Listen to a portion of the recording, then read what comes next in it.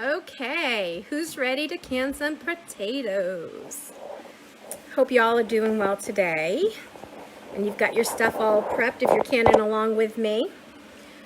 My son is going to be helping me just for a minute here because it's a little bit hard to manage pots and pans and things of that nature while you've got a phone in your hand. So, normal circumstances, I wouldn't have a phone in my hands. So let's get started. So I just want to give you a little bit of a tour and see how I have some things set up, okay? First things first, I'm going to turn my camera around. Okay, so that's my son. Wave, say hi. Pay no attention to all those fabrics because I'm still sewing. So this is one of those big enamel pots that I was bragging about the other day. And this is what I'm going to put my boiled potatoes in with the water to set between loading the cans.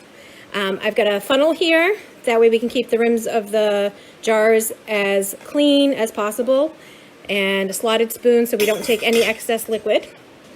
And then over here, I've got a bowl of lids and rings already put together so that I can just as easy as picking it up, putting it on, screwing it down. I've got my jar of canning salt. Because I'm doing quartz, I've got a 1 teaspoon measure to put a 1 teaspoon of salt in. Over here I've got a liquid funnel. I've got my bubble remover, and I've got a ladle for the hot water. And here I've got the boiling water that we're going to add. Actually, I'm going to shut that off because I don't want it to be too hot. You want it hot, but you don't want it so hot you're going to shock your jars. Yeah, put my dishwasher back on rinse. I keep my dishwasher running on rinse cycles to keep the water hot, which will keep the jars hot. So my canner is on. The water is still warming. And you can see right down here, I did this on purpose because y'all didn't get a good picture of the water level line on one of the videos. So I wanted to show you. See this little indent right there? You can see there's one here, there's one here, and there's one down there. Sorry, my adult son is dropping stuff off and my dog is going berserk because he's outside and he's not coming in. Baxter, no. Go lay down. Bear with me just a minute. Okay, so you can see I'm just a hair below that line. I'm going to use my bubble wand here and point to where that line is. It's right there. So my water is just below, so I'm going to go ahead and add just a little bit of hot water till my water level is touching that line. There we go. All right, and then I'm going to keep this cup of water because between cycles I may need that. So now I'm going to turn up my pot so you all, so we'll get going faster, okay? And then you want to also add 2 tablespoons of white vinegar in your pot. That helps keep you from having staining on your jars, from any hard water or anything that might overboil. Hopefully you don't have that. We don't want any siphoning from the jars, but just in case, it will help keep the jars from staining. So my lid is here and all ready to go. I already inspected my vent. Make sure that you are inspecting this vent every single time you go to use your canner and in between sessions. Hi Gary, hi Jen, hi Tiffy. Sorry, I probably should call you Tiffany. We're not kids anymore. Okay, so on the underside of your vent, you can see there's multiple holes, and that's for the steam to funnel in from all directions. You want to make sure that all of these holes all the way through are completely clear. And the best way to do that is to either hold it up to the light or to use a piece of pipe cleaner. Now, I've already checked this when I cleaned it. Hi, Judy. So make sure, you know, that you always check that, and always between cycles as well. Now, this right here, this is your lock. And when you're in the process of canning, this little device here is going to interact with this device here and keep your lid locked in along with all of these grooves, okay? Another thing you want to always inspect is your seals. You have 2 seals. You have one here around your gauge, and I've already checked that and inspected that. Hi, Lynn. And you have the rubber seal that goes inside the lid. You want to make sure that it's still pliable, it's soft, that there's no cracks, no dryness to it. I treat mine rather regularly with a little bit of coconut and vegetable oil. And then I dry and give it a light soap wash, not heavy on the soap because you don't want to remove all of the oil. You really want to keep it. So that's what we're going to do. And I'm going to you can see my pot's already starting to steam, so I'm just going to put that over to help, not locking it, but just putting it on there. I've got my weight here. Oh, good. I'm glad. So I'm going to move this lid. My potatoes here are all boiled. I boiled them for 2 minutes. They've been sitting a few minutes longer. But you see this nice, heavy, thick layer of starch? This is why you pre-boil. Now, there's a lot of tutorials out there that will say you can cold pack your potatoes. I personally have cold packed my potatoes, but it's not really recommended. And the reason for that is because we want to draw that starch out so that when you have your potatoes canned, your potatoes are not cloudy. So I'm going to have my son help me. You want to grab that other handle, or you want to just do it? He's going to pour it right in there.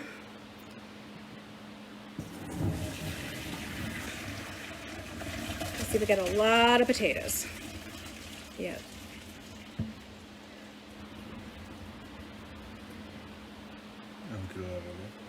Yep, we'll just bring that pan. So we're going to bring our pan over. You can just give those a shake. And dump it in. Do you hear how they're still kind of firm?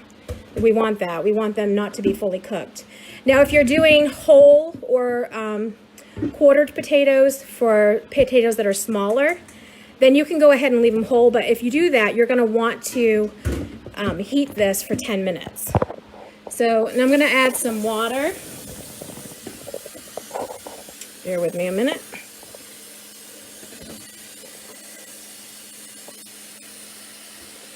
Hi, Stephanie.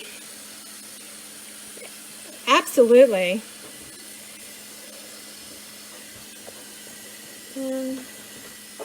Trying to be diligent about making sure my jars stay on rinse because I want them to stay as hot as possible.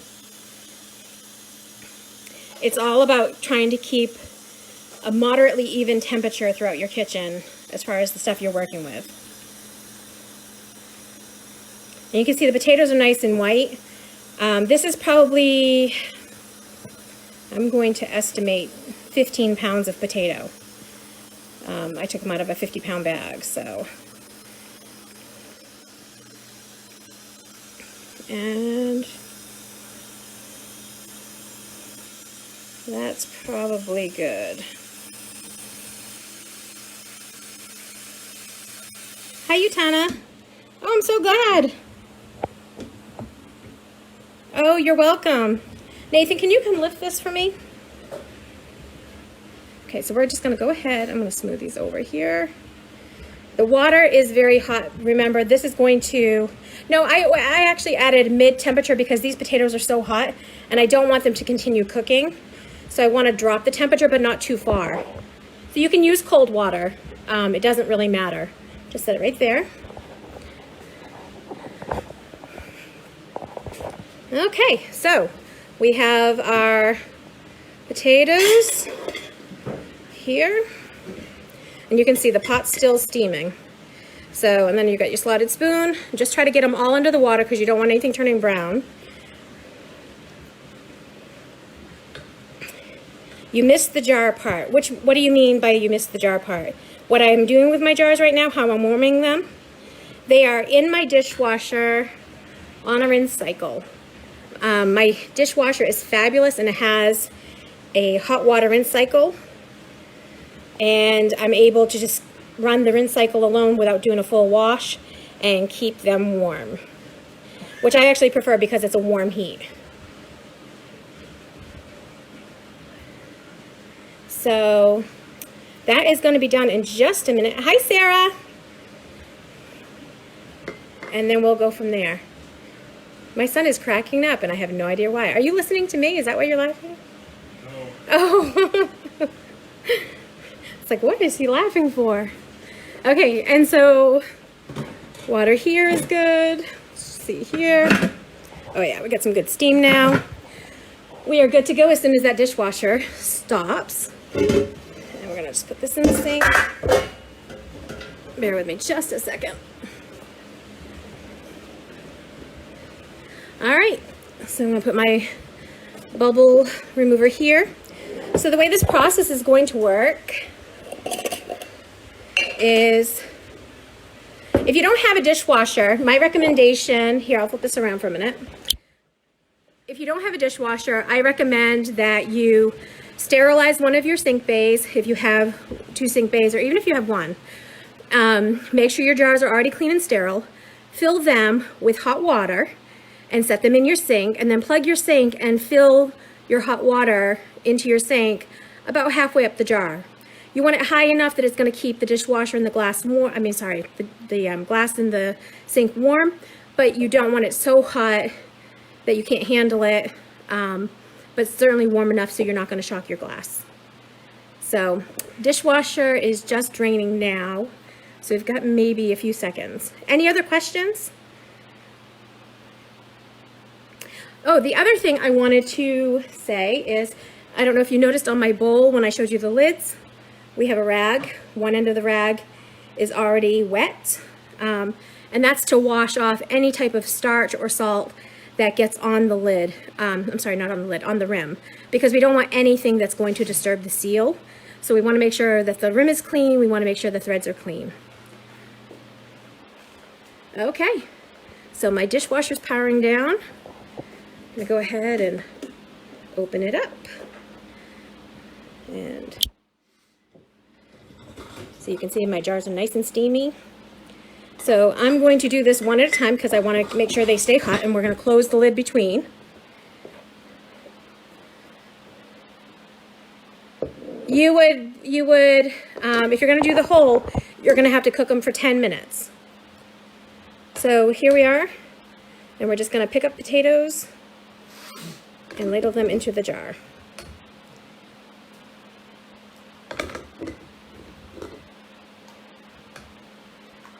Yeah, I understood. You're good, Jill.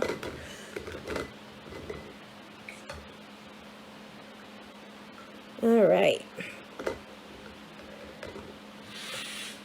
So that's about as full as I'm going to fill it, right up to the shoulder of the jar. And then I'm going to bring it over here. I'm going to add my teaspoon of salt. Slide my pot forward and take off the lid. And then I'm going to, now this is not something that a lot of canners will tell you, but it's something I learned, and so I continue to do it. The butter knife here, I'm going to set it right in the center of the potatoes, and I'm going to aim my funnel to touch the butter knife. That way any additional heat that the jar isn't already ready for will be absorbed by the knife,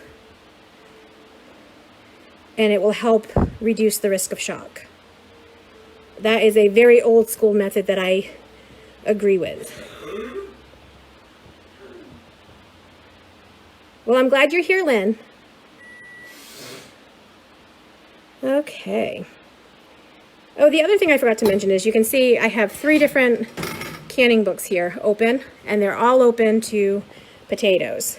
So I've got my instructions ready. I always do it biggest to larger book, and then I can just flip between if I have questions about the way one does it versus the other.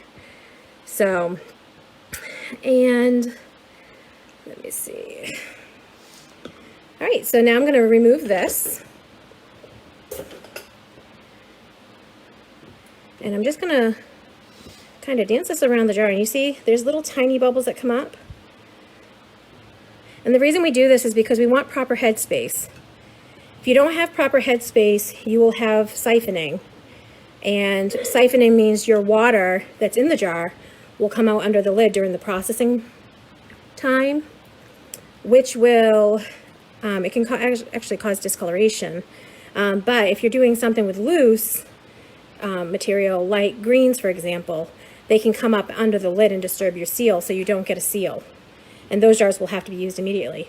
You'll also notice on my bubble remover, it's actually an orange peeler, but I like it so much it works well for me. I've got a line carved into it. That is a 1-inch mark. And with potatoes, you need 1-inch headspace. So we're right there. So we're not far. So we're going to add just a little bit more.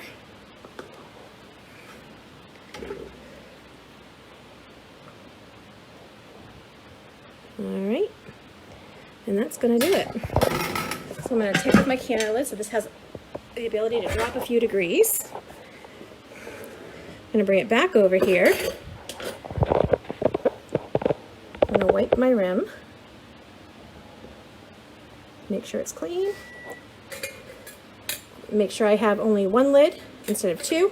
Sometimes in haste we grab two lids, and if we do that, then we can end up processing two lids. Only one will seal, but the second one is then wasted. So I just did finger tightness on this. So you want to make sure, and then we're going to set it down in the canner. Nathan, do you want to come man the camera while I finish filling jars? You can just kind of follow me back and forth.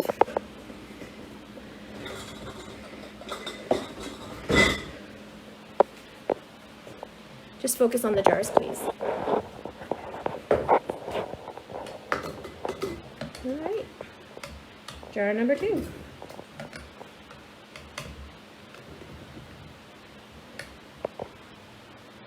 And you want it to be loosely packed. You don't want to have it overpacked. So, actually, I'm going to take a few out. It's a little bit too many. And then again, 1 teaspoon salt.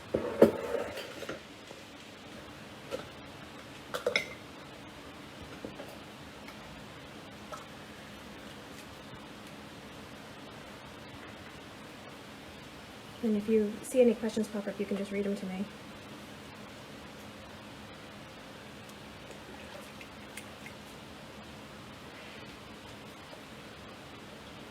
All right.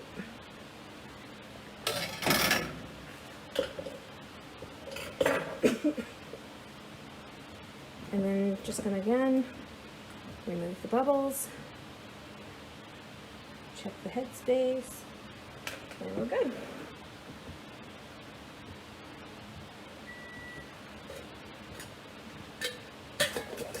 Always check twice, that way you don't lose a lid. And there we go. All right, I'm gonna grab 2 this time because I want to try to get these down a little smaller. And these jars were already checked for nicks and cracks. You want to make sure you check your rims. Doesn't hurt to check them multiple times. I check them when they go into the dishwasher. Check them when I put them in their crates. So my jars get checked quite a bit.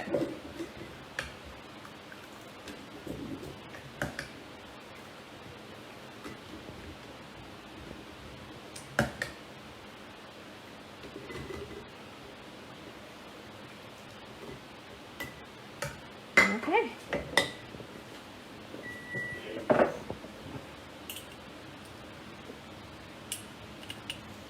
Any questions? Yeah. How much water do I put in the pressure cooker? You want to put it up to your 3-quart line.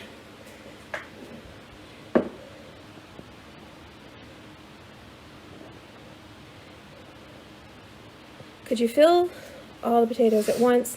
Do the water at once? I would not recommend that, Bianca, only because you have the risk of your jars cooling rapidly. The temperature between the jars in the dishwasher and the jars on the counter are significant. So I wouldn't recommend doing that. It's better to take a few minutes of time than waste your product and your work.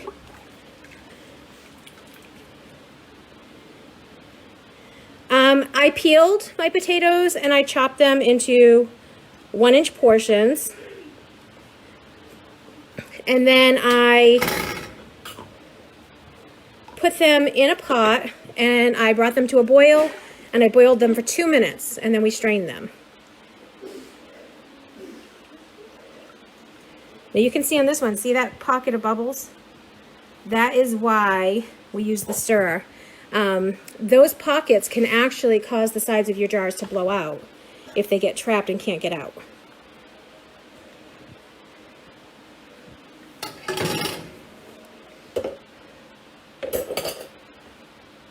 So we're just gonna, again, give that a stir.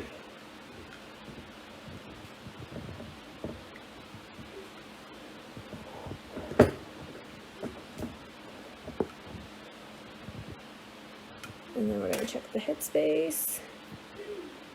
Good. And good. I put the knife in the jar just as an extra safety precaution so that when the heat first hits the jar, it's hitting the knife and not the glass to reduce the risk of shock. You want to hold this for a minute? It's an old-time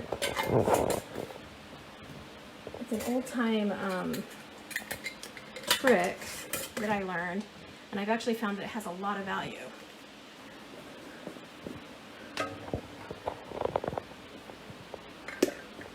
So we've got 4 in there now. We're going to do 3 more. You can just go to the potato table. I'll be right there.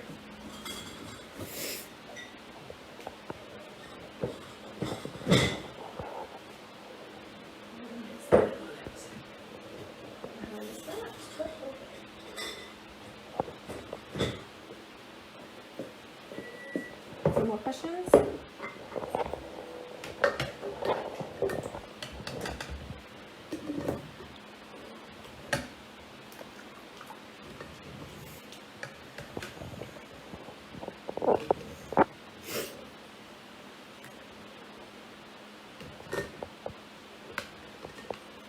All right. I'm going to take that one out. I think that's too much.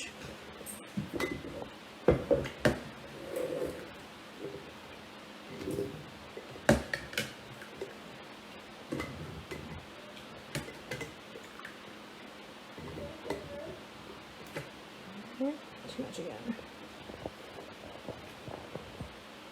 Smaller. Okay. And back over here.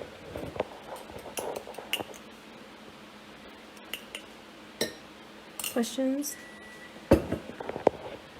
Okay, do the potatoes cook a bit more? Yes, they will fully cook while they're being processed because you have to remember they're being cooked at 250 degrees for 40 minutes. From start to finish, like from when I began, with cool down, so roughly, well, you know what, I'm just going to tell you. It's 10 minutes to steam your dishwasher when you start. It's 10 minutes to steam when you end, to vent, I mean, and then 40 minutes to process. So you're looking at an hour alone, just on those time constraints. The time that it takes for your canner to drop to 0 really varies, about 10 to 15 minutes. It's actually not as, I'm sorry, whoops, didn't realize I wasn't focused there. It's actually not even as soft, I don't think, as a regular boiled potato. I mean, you could certainly eat them without, you know, doing much as far as rewarming or anything, because they are certainly cooked enough to be edible. But they're also firm enough that you could oil them and fry them. You can put them through a broil. I like to rinse mine to get the salt off of them and then put some olive oil or coconut oil on them. And then I like to put them in the oven to broil with a little garlic and salt and pepper. Hey, you want to hold this while I do the screwing? gonna have to get me a phone stand.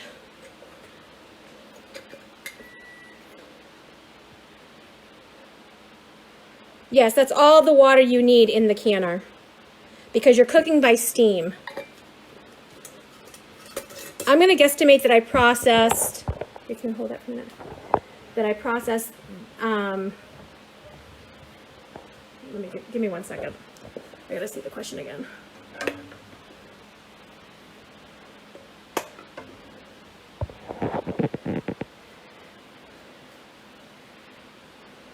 Yes, I have made potato salad with them, and it's great.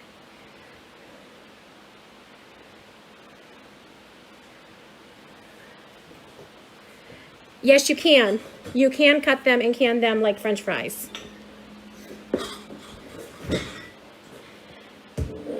No. That's actually a good thing that you brought it up, Melinda. Yes, Nathan, pay attention. I need his phone stand. Mother's Day. Absolutely. My older son, my adult son, actually bought me one, but it's gone somewhere, and nobody did it. You know, that child that you can't claim on your taxes, nobody and not me. So they've disappeared and we don't know where they are.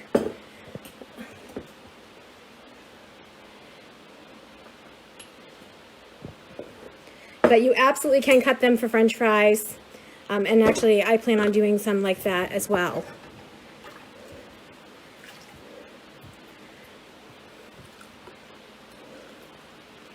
That's not quite going on that knife, is it?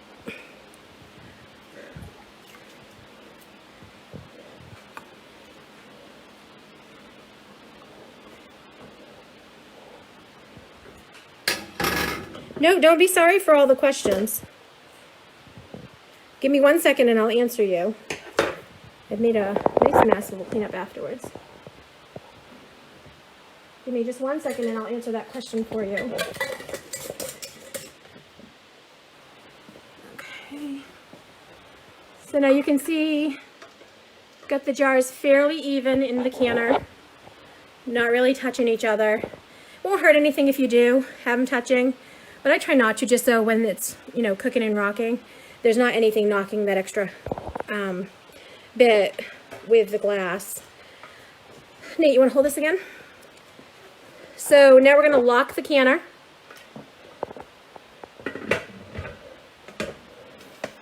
Did you see that little bit of liquid that came out from cleaning?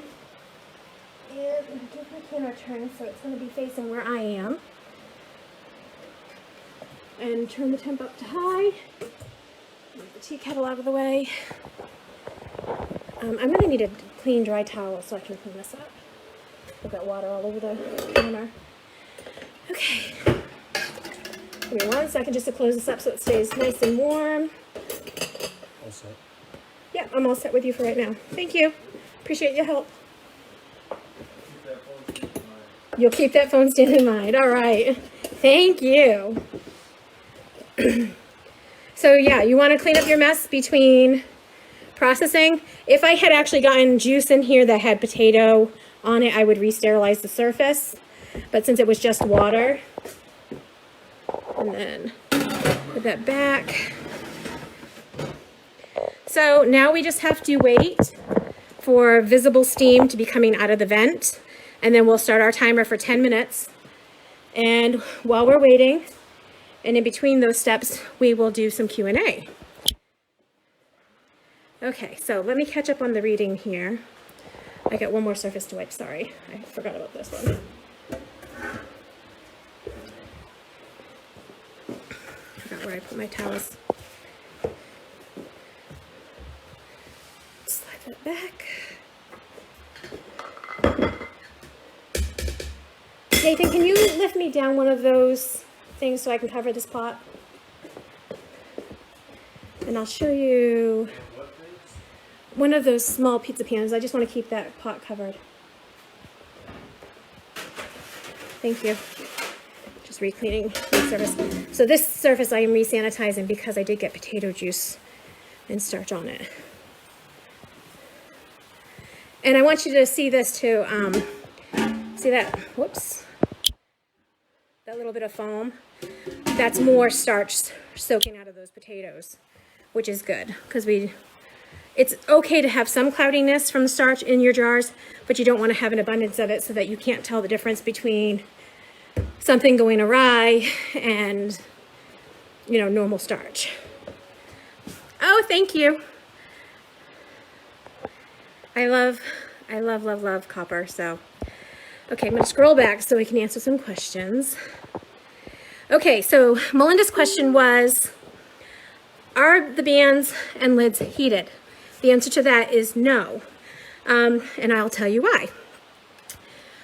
It used to be years ago, excuse me, that they recommended that you heat your lids and your bands so that your rubber around the edges of the band, or actually around the lid, this portion here,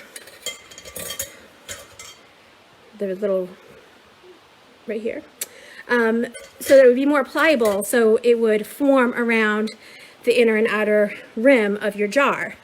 Since that time, they've actually changed the components that make up that rubber, so it's no longer needed.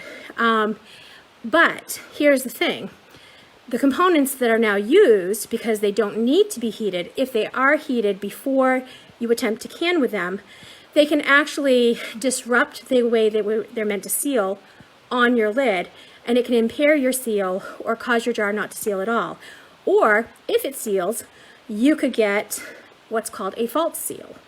So really, with modern day lids, never ever heat your bands or your rings. I'm sorry, bands or your lids. Deborah, yes, I think I answered that you can make them into French fries. I'm sorry for the question, but while you're prepping the jars, is the canner on? Yes. I start warming them when I'm about ready to start canning, and I'm about ready to start, you know, the actual process. I turn it on. It's not much water, and my stove is an efficient stove, so it heats up very quickly.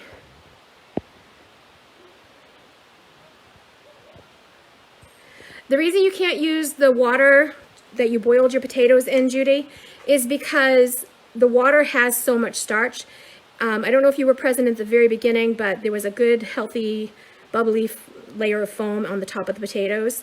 That foam, if you use that water, would actually cause your potatoes to have a very, very cloudy and even sometimes a gelled texture, which would make it questionable as to whether or not your potatoes were actually still good to eat. There's going to be some cloudiness from the starch, which should settle to the bottom of the jar. And you can have some on the layers of the potatoes, but really your aim is to have as little as possible. I use canning salt. Regular salt can be used, but it tends to make the water cloudier. And again, because we're dealing with potatoes and starch issues already, you know, why add to it?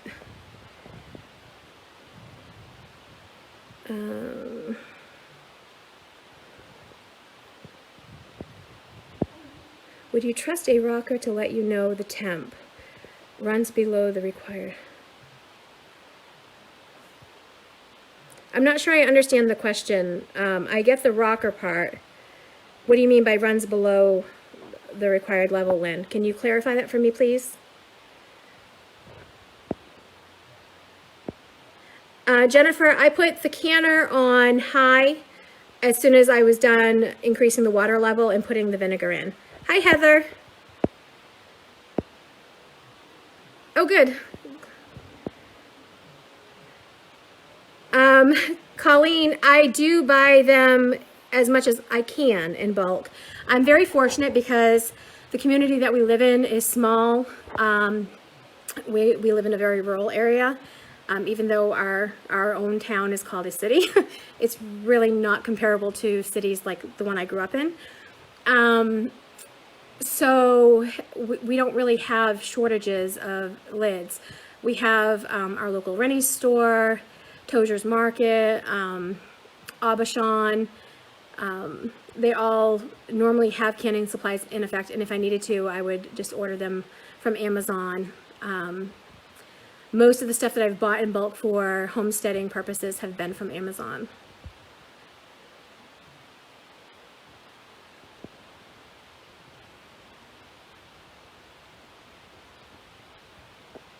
Mary, is that I think you mean the same with water bath canning? Is what the same? I don't, if you could clarify that question for me, that would be really good. I'm talking to Mary Pasternak, and please forgive me if I mispronounce any of your names. I didn't know that about the new lids. I've been heating mine, as that's how my great-grandmother taught me.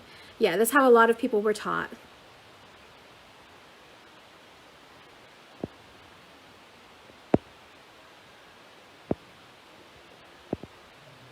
If it's supposed to be at 11 and then drops, would the rocker stop, right? I don't have a canner that has a rocker. I would have to say that that is probably going to be an independent answer depending on the manufacturer of your unit. Without seeing your unit and seeing what your instruction manual says, I really can't answer that because I don't want to give you bad or misinformation. But if your specific device states that at 11 pounds pressure, the rocker begins to rock, then yes, if it stopped, I would say that it dropped below 11. You don't want to start your cook time for processing until you have consistent temperature above the required amount. Sorry, I just want to check for steam. So we're getting there. You can see every now and then there's a little tiny puff. So when this becomes consistent, that's when we're going to start our 10-minute timer.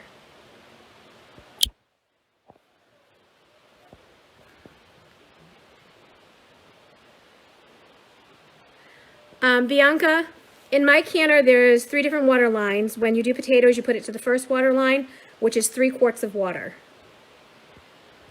Hi, Felicia.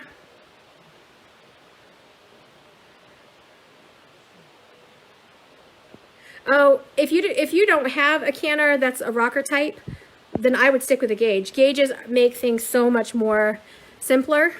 The purpose of the vinegar in the canner is to keep your water from staining your jars.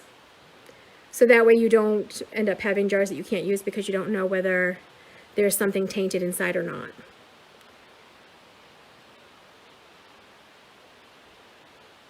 Thank you, Deborah. That's very sweet. I'm so glad that everybody is finding this informative and enjoyable. That really, really makes me happy.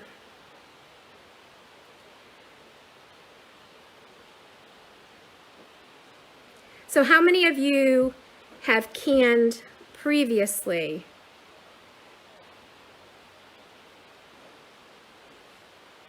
Look at all that love coming up. Thank you.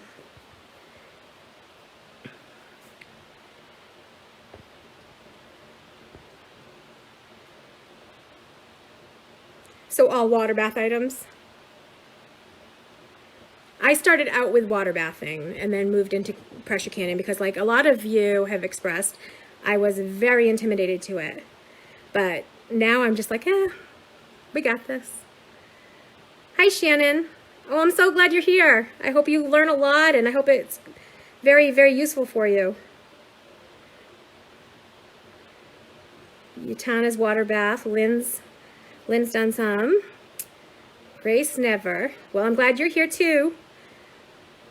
The other Lynn is just water baths. Melinda's water bath. Deborah's never. Made lots of apple butter. All right.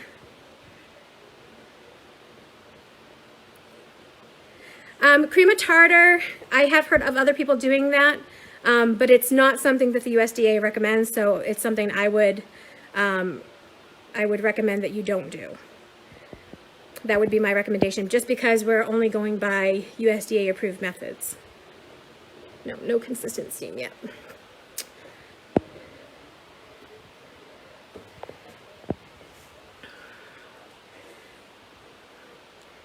Tiffany. Hi, Shannon. To date, 1 jar water bath jalapenos.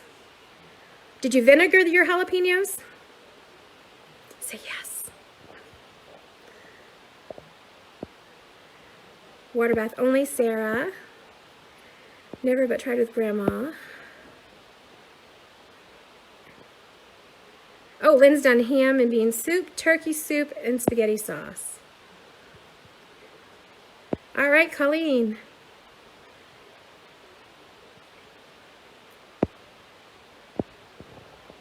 The end of last year, I guess expand this comment.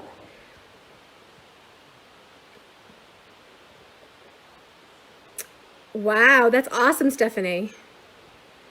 It's really nice when we get those hidden treasures.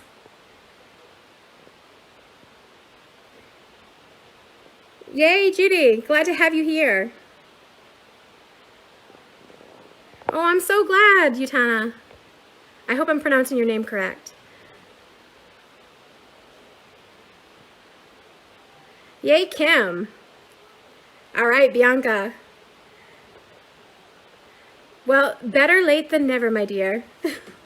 So the reason I asked Bianca if she had vinegar in them is because jalapenos are another one of those low acid foods. So if you don't do something to increase the acid, you have to pressure can it. But because she vinegared them as a pickling, then she's all good. All right, good.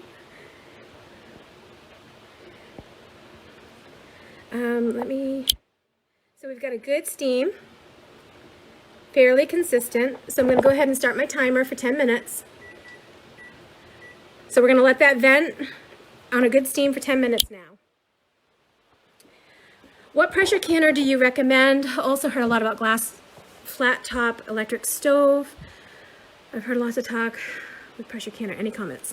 Okay, so as far as my recommendation for canner, at present my experience has been Presto's 32 quart canner, which, or I'm sorry, 23 quart canner, which I love. All American does make a canner that I'm very, very interested in. It does 14 quarts. You can stack quart jars in it. I have just recently sent a letter because of encouragement from some of you all.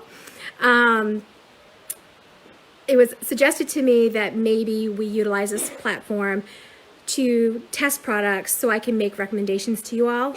And so I reached out to All American day before yesterday, no, yesterday morning. Sent an email. No, when did I do that? I don't know. I don't remember when I sent it. But anyways, I sent an email in the last day or so to All American asking if they would consider donating a canner so that I could review it and give you all an appropriate recommendation on what my preference would be after use. Whether they'll do it or not, who knows? So, you know, if you want to help along with that jingle, hashtag American canner and see if we can get one free for our class.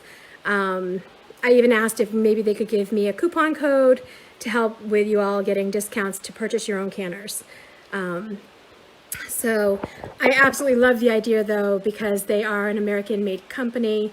They are an American company and an American-made product. I absolutely love the idea of supporting that business based on that fact alone, but I can't give you an appropriate review without actually trying it. And as far as glass top stoves go, flat bottom canners are generally okay as long as they don't exceed the burner width, no more than, I believe, 1 inch. But every stove is different and every manufacturer has their own individual limits. So I would want you to definitely check your manufacturer's user manual and find out what their recommendations are, because if you nick or crack or, God forbid, ruin the top of your stove, it may not be covered by your warranty. So always check with your manufacturer.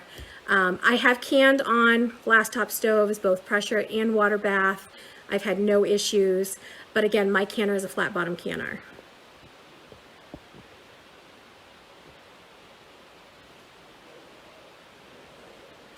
Well, good, Sarah. It was really funny because we got 7 minutes here. a friend of mine sent me an email, and she's like, not an email, a private message. She says, you ought to contact companies and see if they'll donate jars and whatever for the class, and then you could review it and let us know what we should be buying. And I was like, I never thought about it. And then I talked about it with my husband, and he's like, worst they can do is say no. So no harm, no foul. I actually invited,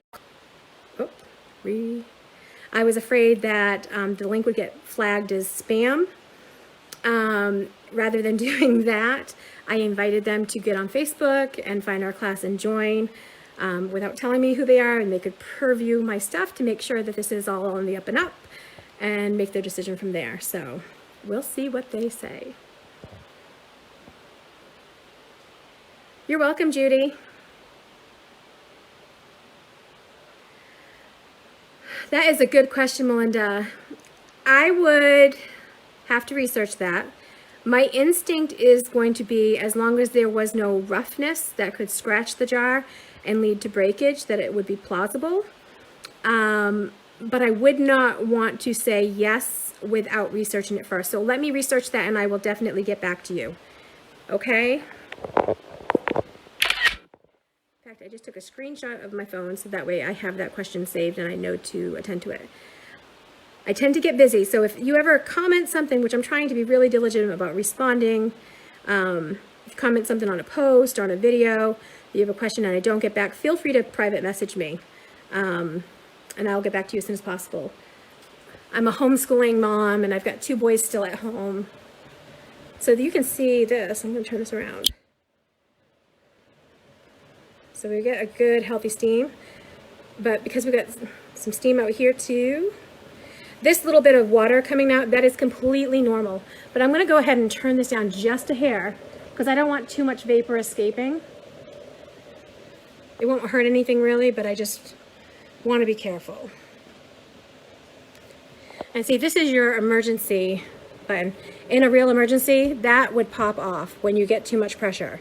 That will not stop your canner from malfunctioning completely, but it is a safety to give you time to deal with the situation.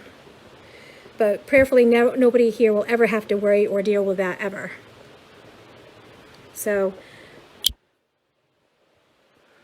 yeah, so I'm pretty busy, and plus I'm starting, well, I shouldn't say I'm starting, I started a new business a couple weeks ago, so I'm trying to get that up and running, and yeah, so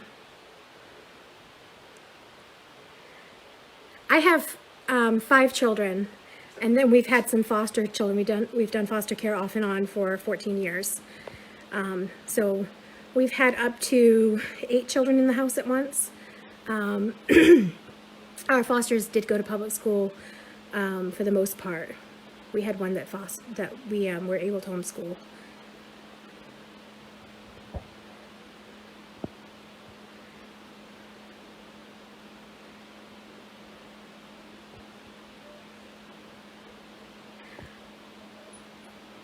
Kesha, I really, really appreciate that offer, but I'd like to keep this free for everybody, but I'm not going to say no. Let's find out what American says first and go from there, but that is a very, very, very nice offer, and I appreciate that.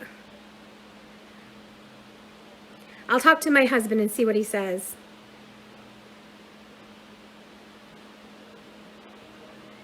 But I would like to utilize the canning companies first. I think it's a really healthy way for them to support people and a new and upcoming generation of home canners too, which increases their revenues overall. So, and especially during times like these when people are so concerned about food shortages and things like that, I feel like, what's $200, $300 compared to what they bring in per year? So let's see what they'll do first. It's a tax deduction for them. We'll see.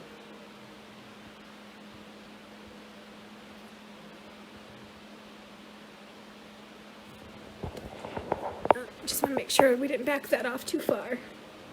Nope, we're good.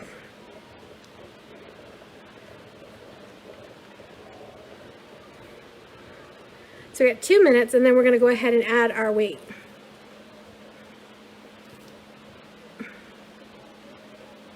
Any other questions while we're waiting? You're welcome, Melinda. Sorry, I didn't see that before.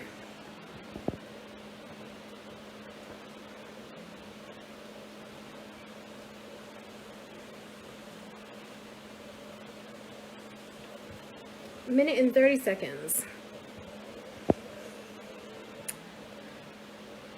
So normally my house is not this messy. I just want to say that while we're filling the gap of a minute and a half. I'm kind of a neat freak, but because I'm trying to get masks done and hats and all this other stuff, my house is out of sorts.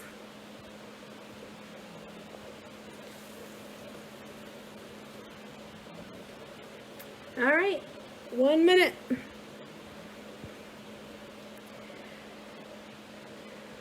My boys are watching a movie. They got up and did their school early today, so they would be free from the clutches of education. Although they're never really free. I turn everything into school. So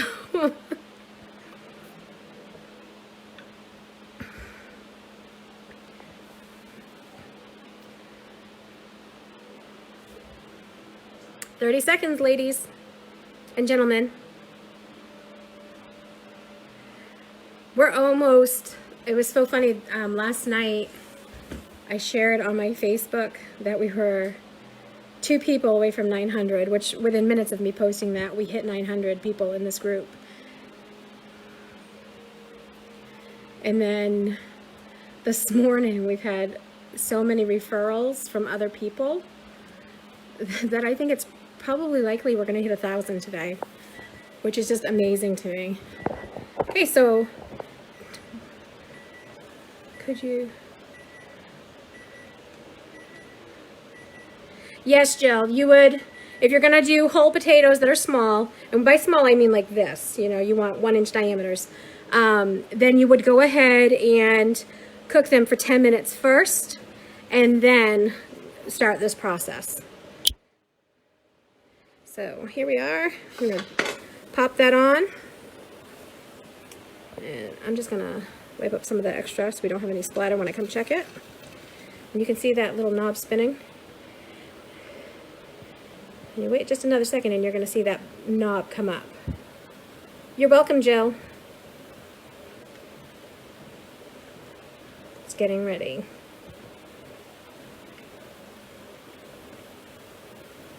Can you hear the little bubbling going on in there?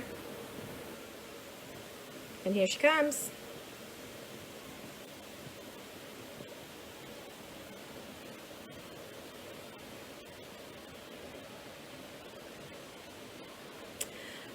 I'm actually not discouraged by it, Melinda, because, you know, when you consider how many people are essential and have to work and are homeschooling kids, I've been going really checking like the number of people who have viewed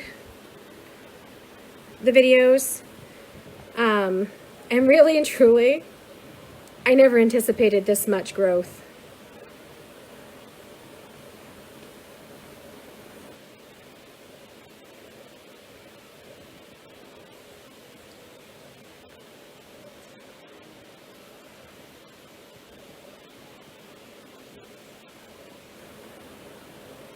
Yeah, a lot of people are trying to get errands run, and you know, with everybody being like, we have, I couldn't even believe this, we have people from the Netherlands, from Poland, Canada, Australia, so we've got a lot of people even on different time zones coming into the class, which is just amazing to me. The UK, we have a few people from the UK.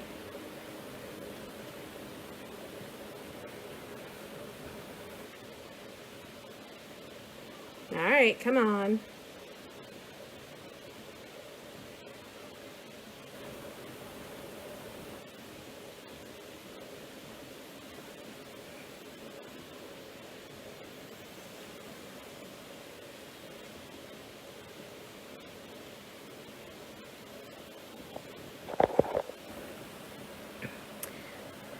Debbie said, I'm Central Time. I wasn't thinking about the time zones. Yeah, I really think that's normally the issue. I'm in Maine, so I'm on the East Coast, so I go by Eastern Standard Time.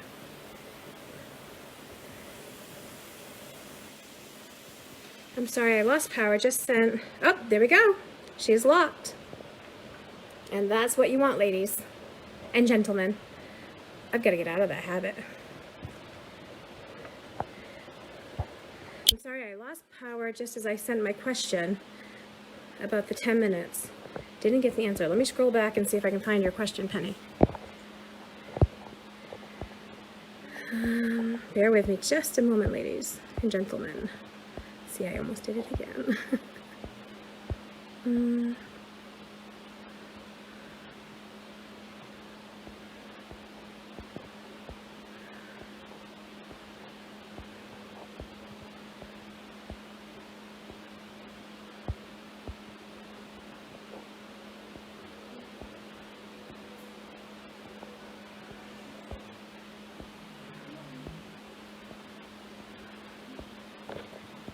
Penny, I may need you to post this again. Are you adding water? You mean to the canner? Yes, I added a little bit of water to bring up the water line to the 3-quart level. I intentionally left it a little bit lower so that when you all got on, you could see the water level marks. Yes, where all the awesome seafood is. Yeah, we're very fortunate that we're able to get fresh fish and things like that. So it's been a huge blessing. So our needle is only just lifting. Very, very barely. So once we get up to pressure, while we're building pressure, you want to keep, in fact, I'm going to actually turn that dial up because I forgot I dropped it a little bit. Put your canner burner up to high because that will help you build pressure fastest.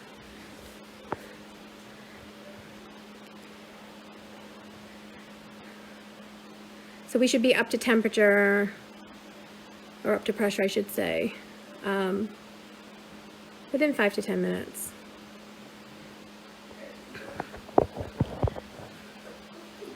So any other questions?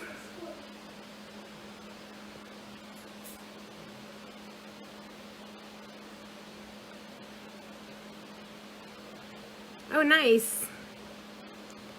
Very nice. My husband and I took our family before our oldest 3 moved out and went off on their own. We took a winter and went down to Florida and snowbird. That's what they call people who go to the south for the winter in Maine. So we had the opportunity to do that. And we were on the Gulf side of Florida, which was really nice. We had a good time. Can we can seafood? Yes, you can. You can can fish. Now, when you say seafood, is there a specific type you're looking for? Are you just meaning fish?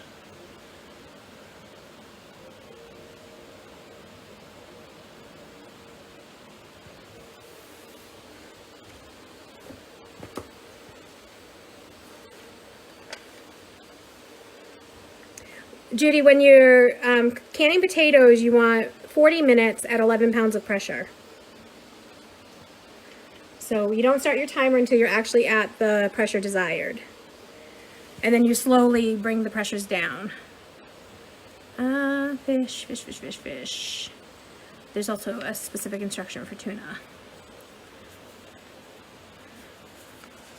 So fish, you want to make sure, for all fish except for tuna, you would clean the fish, fillet the fish, cut into container length pieces, add a half teaspoon canning salt to each pint jar if desired, pack with skin side of fish to the outside of the mason jar, leaving a 1-inch headspace, add no liquid, adjust the lids, 11 pounds of pressure for pints for 100 minutes.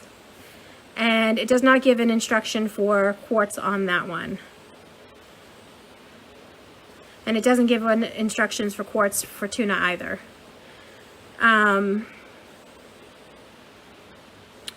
Oh, let me see here.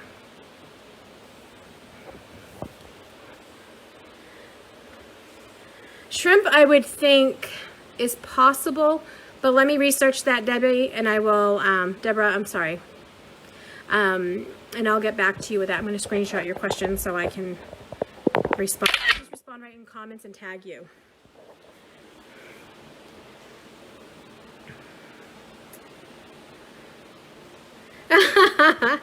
Jill, it's so funny. It is chilly today. It's raining, but you know, this is our spring, and it's only the 1st of May, so we could still get a flurry or two. So we'll see. I'm just going to show you where we're at. Just about to 5 pounds. Welcome back, Beth. So, but yeah, I would think shrimp is cannibal. You know what? Let me go on my university website and see. Bear with me 1 second.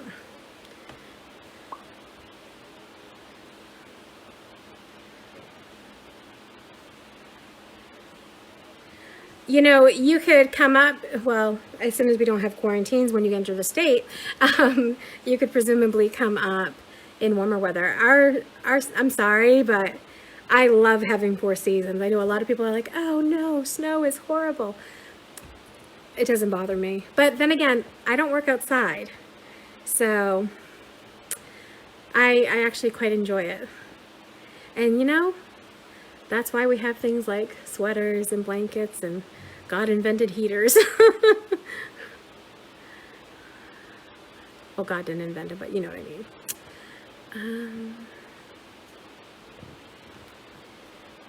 And really, there's nothing like Maine in the fall. Maine in the fall, the air in Maine is different. Like, if you spend any length of time out of state and then come back into the state of Maine, our air is sweeter. And I'm not saying that just because I'm biased because I live here. It literally, it smells sweeter, and it's the scent of the pines, and it's just, it's home, you know?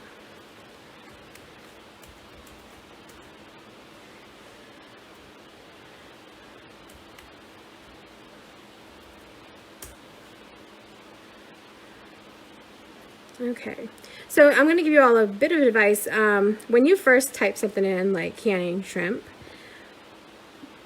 good chance that I'm going to say, or I'm going to recommend, you ignore all the first hits. Just because something is popular doesn't make it sound.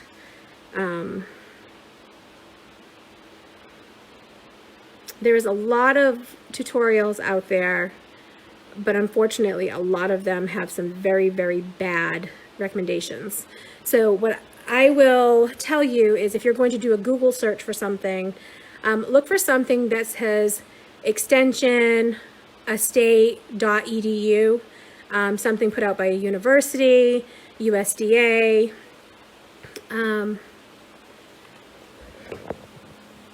Not that I trust all, you know, all sites run by corporations or with influence of corporations. However, I do trust science. So, and I did find one about canning seafood, but it's a downloadable PDF and I don't want to have to do that. So let me check and see if I can find another. There's one, there's got to be two.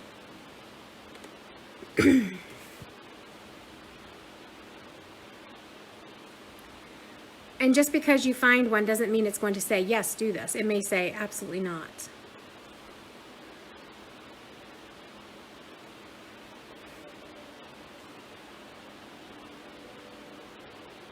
This one is saying to freeze. Let me see if they give a reason.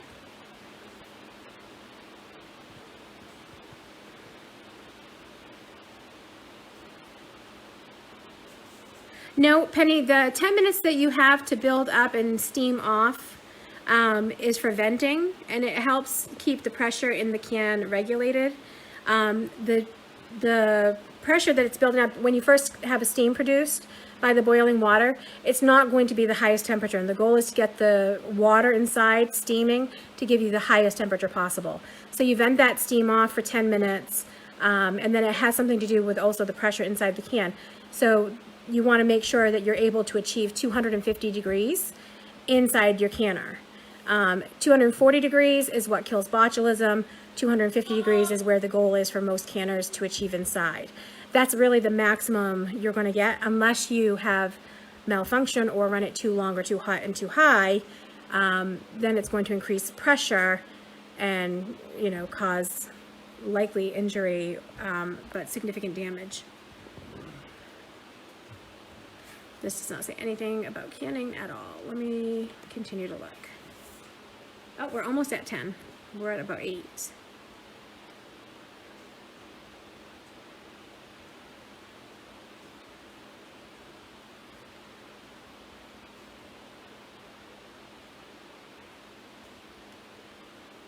My goodness. And I won't say that every blog out there or every tutorial is wrong. I just prefer to get my information, and I prefer to share information that I know is sound science. So I want to research it because I want to make sure, you know, that I'm doing what I can do to make sure you guys have the best information. I don't want okay information. I want you to have real factual, sound information. So I just feel like I would be responsible, and I don't, even though I claim, and I've said this in the beginning of other videos, I accept no responsibility for anything you do or error in your kitchens, because really they're your kitchens, so you're operating by your rules. But I don't want to advocate for anything that could be potentially dangerous. So I'm not seeing anything initially, but I will continue to look, okay? And then I will give you a final answer on the shrimp.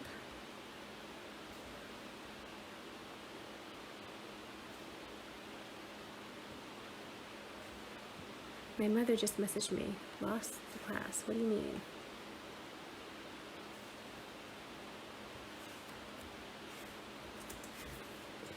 I'm asking her if she, I think she maybe lost her video connection. So we are just about there.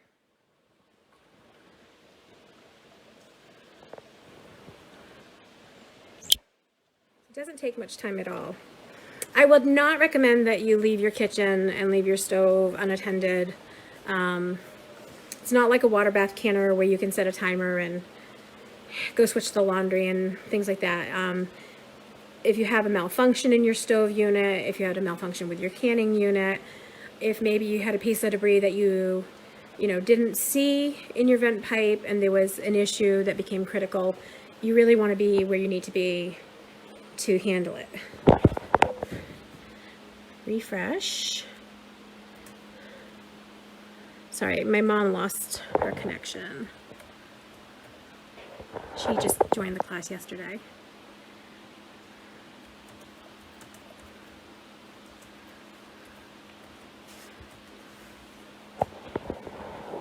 So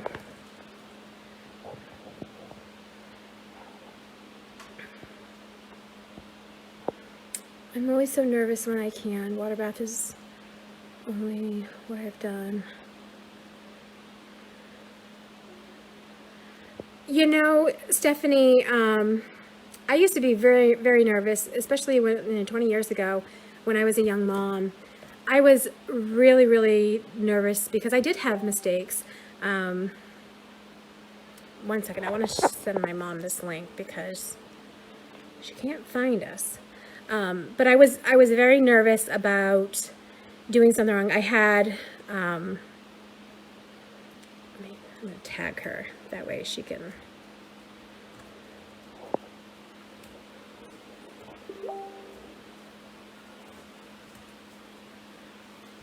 She's messaging. Bear with me 1 second.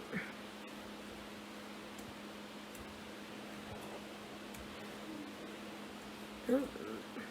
Facebook is so weird lately. Sometimes I can tag people and sometimes I can't, and I don't know. There we go. Okay. So we're at 11. I'm going to put the timer on for 40 minutes. And I'm actually at 12. So I'm going to go back here to my burner and just kind of nurse it down. Now every stove has a sweet spot. My stove sweet spot tends to be about here. But what you do is just slowly decrease. So while this is at 12, when it starts edging up towards 13, I'm going to back it off just a hair. So yeah, what I was saying is when I first started doing things 20-something years ago, I had made some blueberry pie filling. And the recipe said put flour in it. So I was like, oh, awesome, I've got flour. Made it, canned it, water bathed it. Thought, oh, I was golden.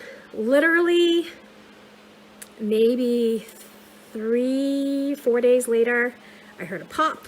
And I was just like, I went and checked it. It didn't look bad, didn't smell bad, but the lid was gone. But the other ones seemed fine, so I left them.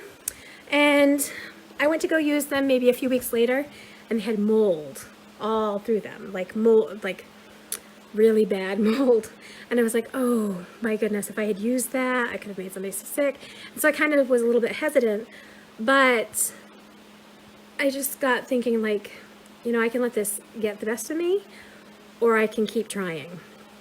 And I decided I'm gonna keep trying. And if I do things the way they're supposed to be done and research the methods, and that's really was my first experience with, don't trust everything you see and read.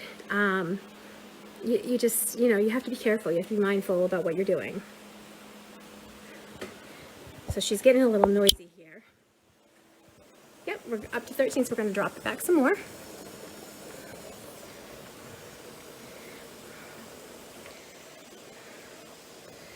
I love watching you. I've been canning a few years. I left it in. Well, I'm so glad, Sandy. Thank you.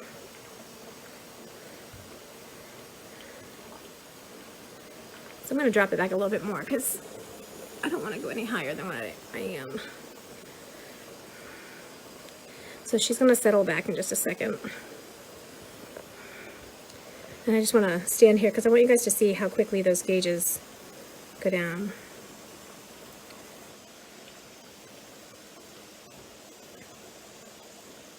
See, we're already seeing the underside of 13.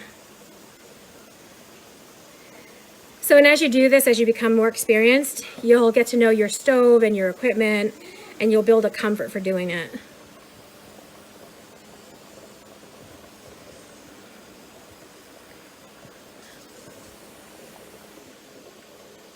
I'm just going to go a little bit more.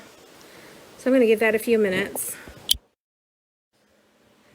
But yeah, so that was my experience with that. And I also fell into the myth of pressure canning, I'm sorry, not pressure canning, water bath canning meat. I had made chicken soup and canned it, water bath. Nobody told me like that was a big no-no. So no, it absolutely does not hurt. Higher does not hurt, lower will. Although it can make your vegetables softer. But no, it won't hurt anything to be a few degrees over. I try not to let my canner go to 14 and 15 because of the rocking. You know, I don't want my stove rocking or my canner rocking unless I have something in it that's meant to rock. So, but I try to keep it directly at. It's okay to go up, you just don't want to go below. If you ever go below what you're supposed to be for your goal pressure, then you have to stop your timer. Wait till you get back up above the 11 and restart your timer at the full 40 minutes.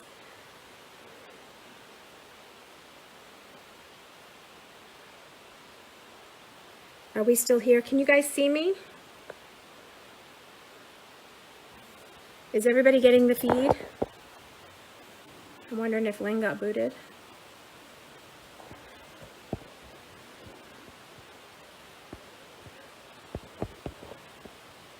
Yes. Okay.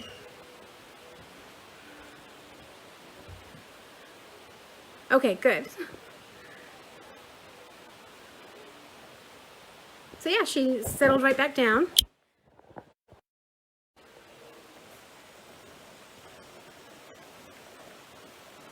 So we're good. And you can see my stove is at her sweet spot, so I will likely won't have to adjust that again.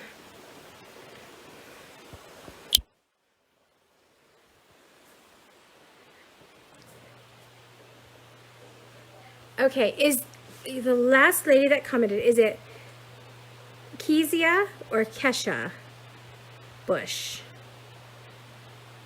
I'm curious how to pronounce that.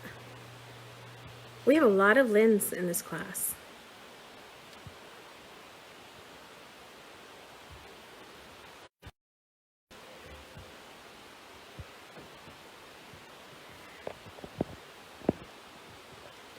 But yeah, don't be nervous what you're doing. And this is why I want you guys to be diligent about following the rules. And this is why I've been really diligent about deleting things that have not been fact and vetted by myself to make sure that they're sound methods.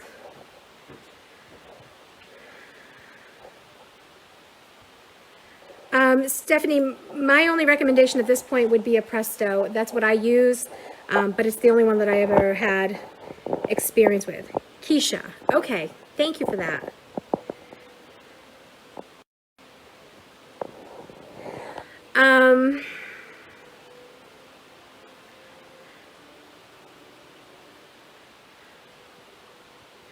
Lynn, it doesn't matter how long under.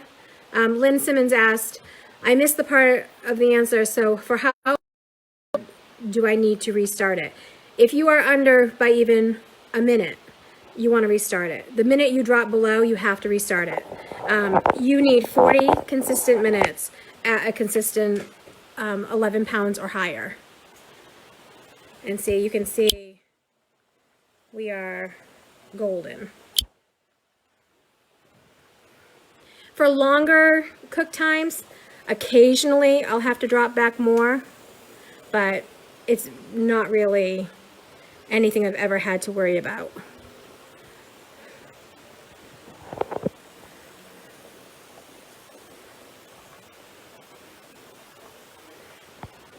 Potatoes are an excellent first-time food, and a lot of you shared interest in potatoes, which is why we did that. Potatoes are one of the things I did first for pressure canning. Yay! I'm so glad for you, Lynn. I feel like I missed a question.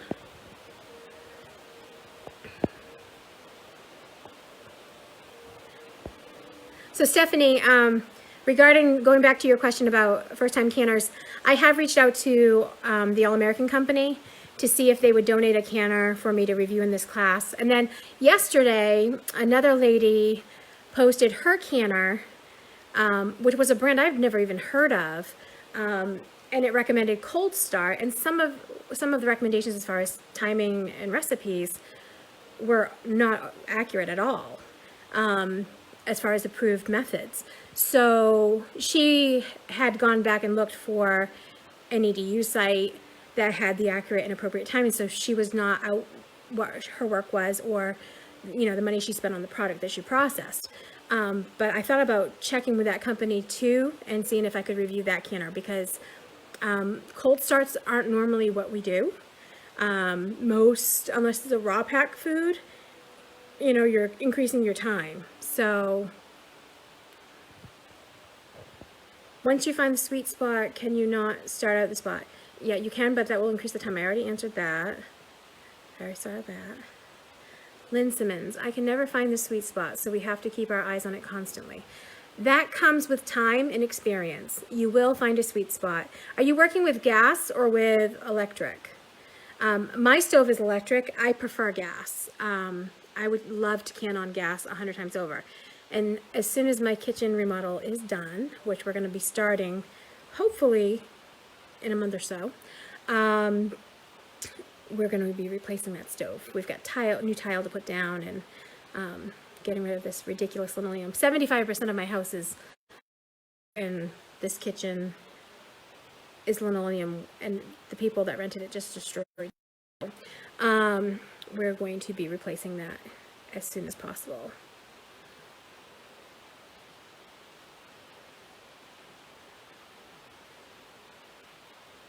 So we're good. It's just gonna, you can hear the subtle hiss.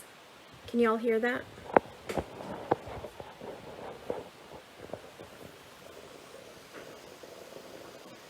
That's completely normal. It's just a little bit of steam and liquid escaping under that weight, and it's completely normal and it's okay.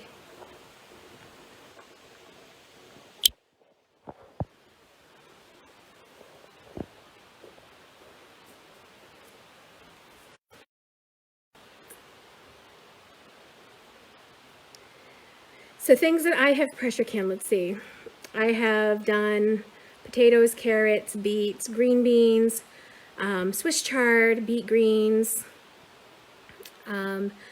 turkey, venison stew, turkey bone broth, beef bone broth, venison bone broth. Yes, absolutely, Lynn. Absolutely. In fact, some older canning cookbooks say 10 pounds of pressure for potatoes. The newer ones say 11, and that's why I just default to 11. Newer is probably going to have more up-to-date science and facts, so that's what I would always default to. It's okay to go by what an older canner cookbook says, but if you have a newer one that gives you a different time or different pounds of pressure, go by that. Excuse me. I'm supposed to see my tails, my hands. Bear with me 1 second.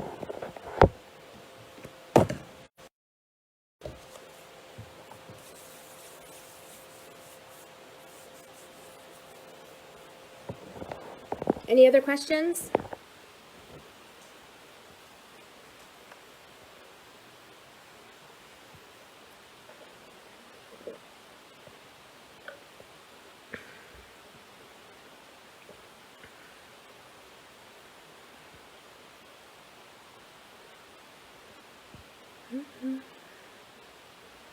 Just gonna keep looking for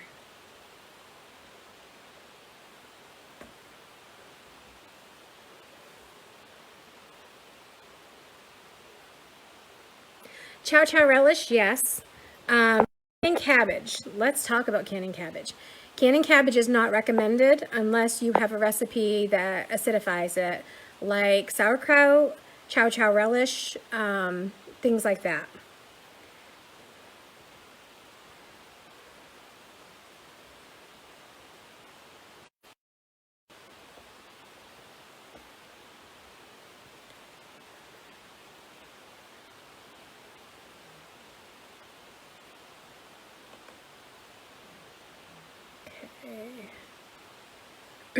Sorry, just looking for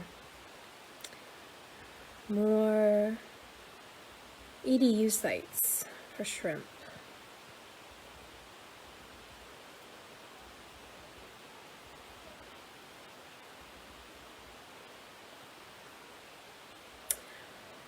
Oh, chow chow relish is a relish made out of cabbage. Here, let me see. It's basically a bunch of different vegetables thrown in. Let me see if I can find my page for it.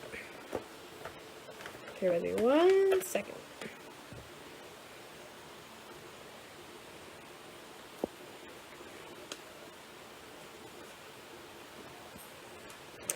My book is well loved, so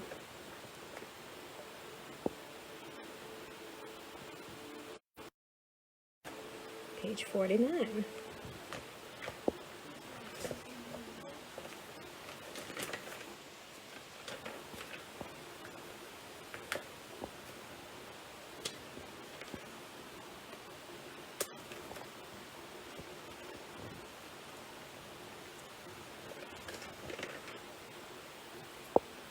Okay, so chow chow relish has cabbage, cauliflower, green tomatoes, onions, sweet green peppers, red peppers, celery seed, dried mustard, mustard seed, turmeric, ginger, vinegar, sugar, salt, all of those.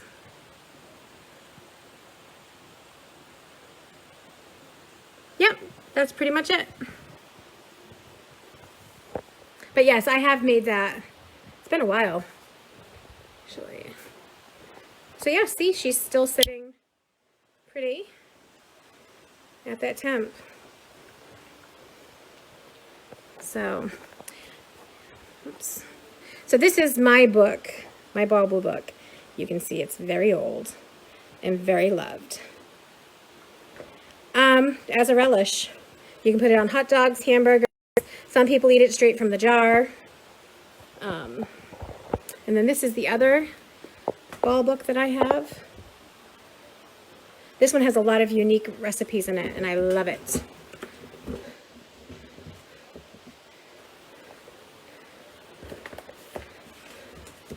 I'll put these back.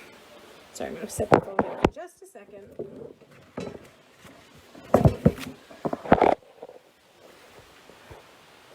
You're welcome. And reverse. So we have 23 minutes.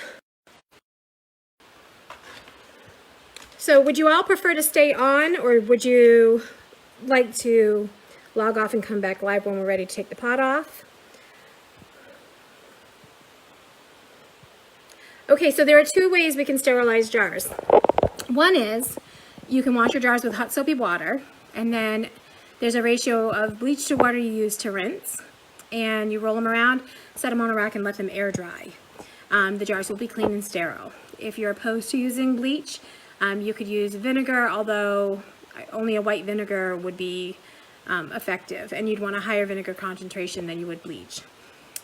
Personally, safety-wise, I would rather go with bleach every single time. I know a lot of people don't prefer that, and that's okay. But that would be my recommendation, is bleach. The other way you can sterilize your jars is by rolling them through some boiling water that you've boiled on a kettle on the stove. You want to be careful, run your jar under some warm water first from your faucet before you dip it into the hot water on the stove. Excuse me. You can do that with your water bath canner and utilize the basket. Just make sure you're not having a lot of clanking as far as the jars hitting each other, because you don't want to chip or nick or even scratch the jar. That would damage it. And then when it's being used under pressure or in a water bath situation where it's needed to vent out the air, you know, you have a potential risk of it blowing out. But yes, my dishwasher does have a sterilization mode, so I can put it on that, and then I just run it through the rinse mode to keep it hot water, to keep it hot with the hot water.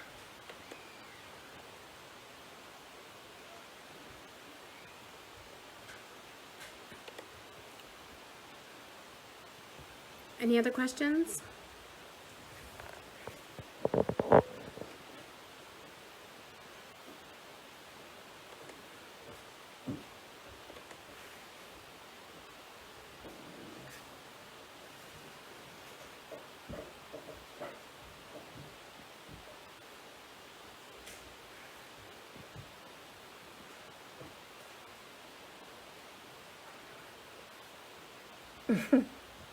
My little one sneaking by, thinking he's being sly.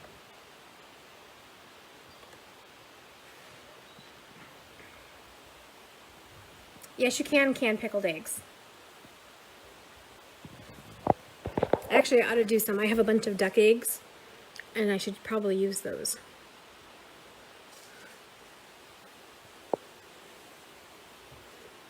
She's made a little splatter. Okay, so you can see just a little bit up, so I'm going to drop it back a little bit more. And there we go.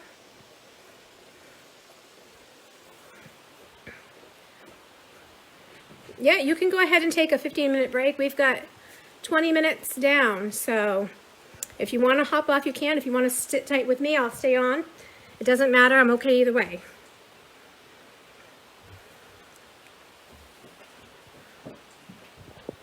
Oops. And before anybody asks, those spots on my pumpkin, they're not mold. It's not going bad. It's not bruised. It's just the pumpkin. It's the variety of pumpkin we got.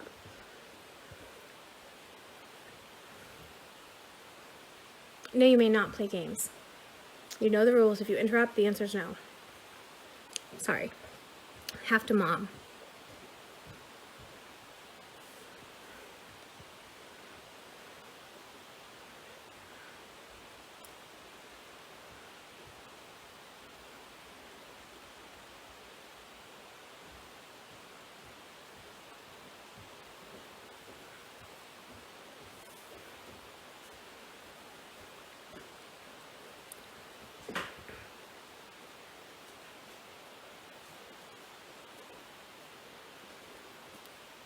So once this gets down to 0, I'm sorry, as far as the timer goes, then we will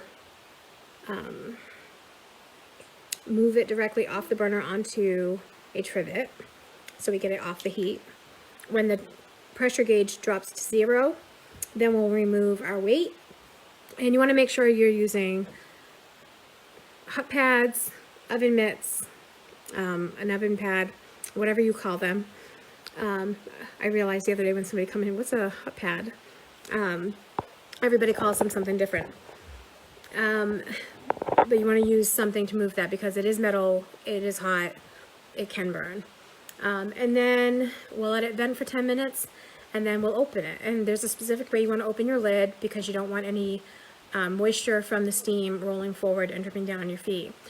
As a hint, helpful hint here, it's a good idea to always have footwear on because that, like I said, when you open that, if you happen to open it and it's tilted just the slightest the wrong way, you don't want that boiling liquid landing on your feet.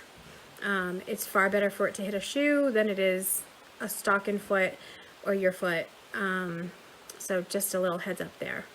And I always recommend that you make sure that you have first aid nearby. Really with canning, it's not a matter of if you'll ever get burned, but when you'll get burned. Hopefully, prayerfully, none of you will ever, I'm going to drop this down just a little bit more, will never have anything serious like that happen. But you want first aid nearby just in case. So if you have a fully stocked first aid kit, I recommend that you keep one in your kitchen. If you're an herbal person like me, I use, unless it's a significant burn, I tend to use lavender oil for minor burns. I'm not recommending that as a medical step because I'm not allowed to give medical advice. So I just wanted that disclosure there. But that is what I use for minor burns for myself. But yeah, so be prepared. Be Girl Scouts. Yep, so we're good. We've got 11 minutes. Am I reading this right? No, 16 minutes. There's a glare from this light.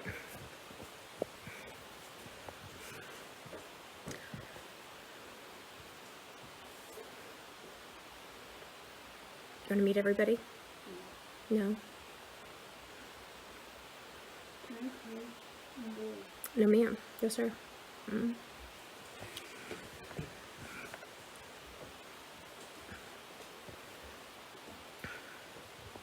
Children, they love to try to wear you down. I'm not saying it ever happens because they're just so cute. But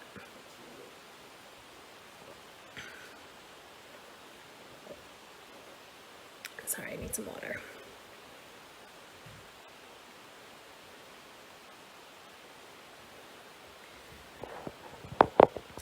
So, any other questions? Anything else you'd like to discuss?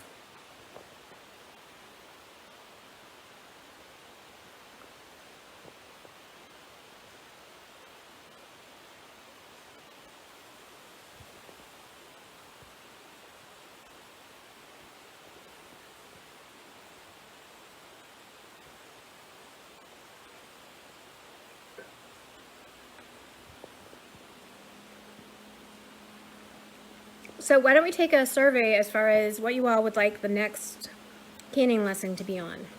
Why don't you tell me what you would like to see canned?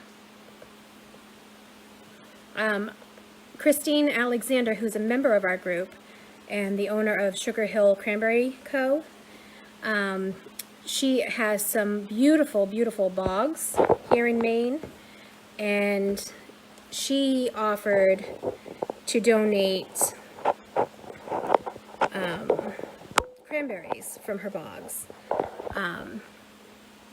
so that we could make some cranberry jelly. So we're gonna do that, and I'm very thankful for that. Coleslaw. No, I've never canned coleslaw, and I'm not sure because of what it's made out of that it's actually possible. I'm not sure that the vinegar content is high enough, but I will research that and let you know, Colleen. Deborah bought some cute little jars, but the lid is just a lad, not a two-piece.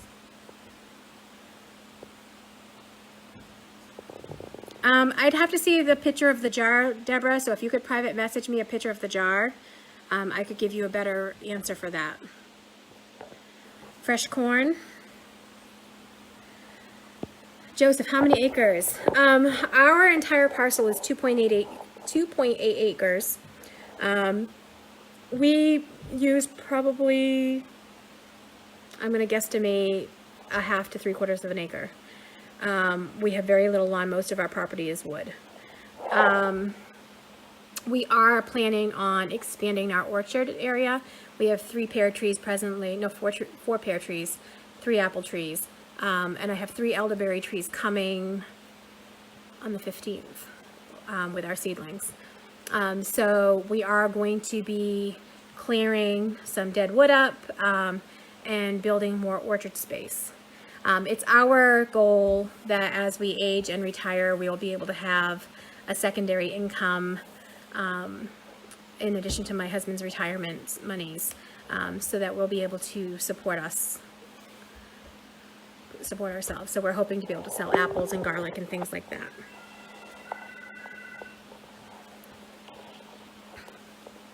Who is it?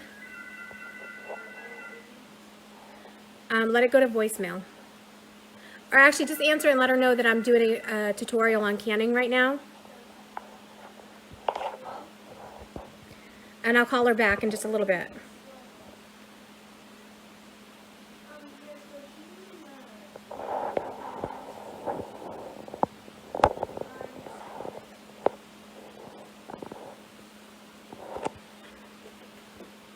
Sorry, my mother-in-law. And I love her to pieces.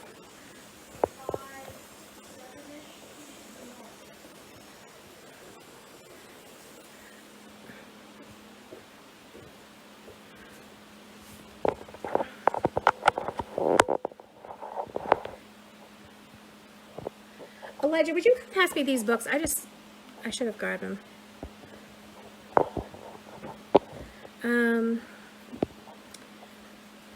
Fresh corn, yeah, I saw that. So yes, Joseph, I was on that question. So we're expanding our orchard area. We get ample strawberries for our own personal needs, and I'm not interested in having a strawberry farm. Grapes, I am expanding. At present, we have 6 plants, and we yielded 60 gallons of grapes last harvest. I'm expecting this year will be more, although before they bud out too far, I want to do a cutback because I want to strengthen the wire that we have and put a stronger gauge wire up. We have really specialized on how to maximize the small spaces that we have available. And as the season gets going, we'll be taking you out in different plantings and videoing those so that those of you that are interested in the gardening aspect of growing your own food, you can see. So from potted plants to small beds to vertical growing, you can see what we do, what we have found works well, and then you can go along with us as we try different experiments because we have plenty on the list.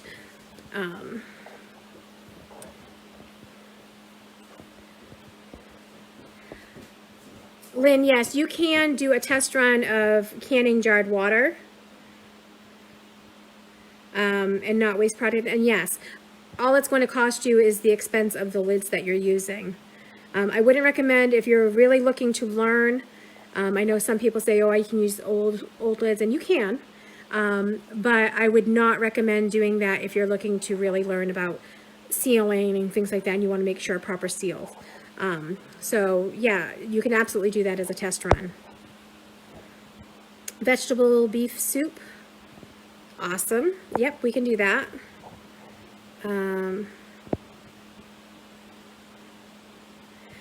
Anything by Ball, Lori. I love my Ball books. A lot of times I'll find recipes on the internet that I think are workable, and I'll go through my Ball book and find something that's amenable but maybe tweaked. But as long as the ratios are correct with the sugars and the vinegars, and gives me a proper balance, then I can fact check, what those recipes that I might have found online, or maybe it's come across Facebook, and I can go from there.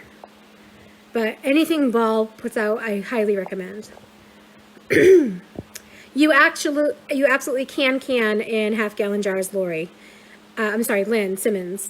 I can my grape juice in half-gallon jars. And you can certainly do that. What you do have to be careful of, though, is you have to make sure that your water level is over the top of the jar by 1 inch. You can't pressure can them, although I'm wondering if in the All-American, the new one that does the 14 quarts at once, I'm wondering if it would be possible for you to do the 2-quart jars pressure canned in that, because it does have the height for 2 quarts, so I don't see why it would be different. So that would be a question I would ask the company. If they decide to donate a canner. But you absolutely, for water bathing, you absolutely can in those half-gallon jars. And I have probably 50 of them, maybe more. Can you can in pints? Absolutely. Whether you're canning pints, half pints, quarts, you're going to follow the recommendation in the canner. So if your canner says, bring it up to the 3-quart line, even if that fully submerges what you're canning, that's fine. You just want to go ahead and have that water. The reason you have to have the water level at a certain point is because you have to be able to you have to be able to create that pressure. That pressure is what forces the air out of your jars. It's what heats through all of the contents of your jars, what kills the botulism and other molds and spores and fungi. So you have to have the water level appropriate. Same with Headspace, whether you're water bath canning or pressure canning. If you don't have appropriate headspace, you're not going to have the pressure in the jar to force the air out of the jar to get a good clean seal. If there's air in your jar, you will grow mold. Simple as that. Yes, Sherry, you can can fiddleheads. You can. Collard greens, yellow squash, yes, those can both be canned. In fact, I have some yellow squash in the other room. I love to can yellow squash and zucchini. I've not had any issues with the texture, but to be fair, I only use my zucchinis for breads, and I do zucchini ziti, which is fantastic. Like, the next time I make it, I will get on so you all can see, but it is absolutely the best. Compote, yes, you can. Would love to see pickled eggs and beets. Absolutely. We are planting a large crop of beets again this year. Last year I did have to buy some additional beets because we had beautiful lush greens, but I don't think I thinned enough last year where I should have. So we did add to our beets because our beets were rather small. Oh, I'm so glad, Utana. You're welcome, Lori.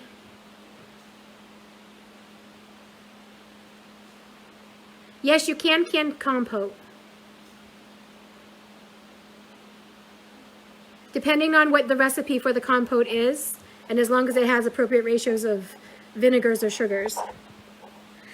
Jill, a fiddlehead is a variety, there's a specific variety of fern that grows in Maine, and I'm not sure if it grows in other areas, but it grows in Maine, and when it's small, it literally looks like the curl of a fiddlehead on the musical instrument of fiddle. So they're called fiddleheads, and we harvest them, clean them, and then you simmer them with some water, throw some butter, vinegar, salt on them, and you eat them, and they're quite delicious. It's like a spinach, but it's naturally foraged.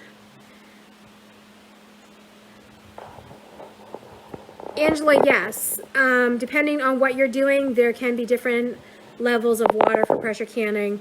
Almost always, though, you're going to have the 3-quart. Most of the vegetables are going to require a 3-quart mark if you're using a Presto pressure canner. Assuming it's safe to water bath, Lynn, yes, as long as you have a minimum of 1 inch water over your your jar, the top of your jar.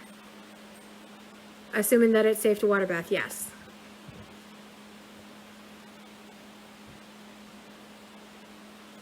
Can we use anything other than food coloring for pickles? Natural things that will color your foods. Turmeric, beets, trying to think the name of the other, violets. I've just been reading up a bunch of articles about making jellies from wild edible flowers. Would you guys like a class on that? That you can do dandelion, you can do violet, Queen Anne's lace, which is wild carrot. So we've got 3 minutes left before we have to take it off the heat. You're welcome, Lynn. Yeah, you might not have them in Louisiana. I'm not sure that they grow anywhere other than Maine. I assume it's entirely possible that they do, but I'm not aware. Oh, you do? Okay, so they have them in Kentucky. You answered my question about testing using jars of water because... Oh, yes, I did. You can use water to do a test run. Why will this not let me see the full comment? You can use water to do a test run in your pressure canner. The only thing I will tell you is to use new lids, not used lids. Some will recommend that you use used lids so that you don't waste a new lid. It's worth the $2.50 that it's going to cost you to waste the lid, because you want to make sure that you're getting appropriate seal, and it's good for you to have that experience to make sure that you did have an appropriate seal. You're looking forward to the greens, Colleen?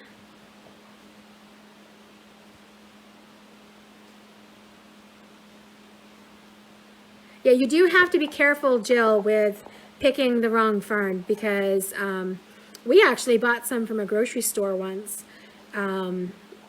They sell farm produce all the time, so we assumed, wrong of us to do, but they were not good, and my husband ended up horribly sick. He was the only one who happened to eat them, because the rest of us indulged in corn on the cob. Oh, Stephanie, do you use the sumac berries?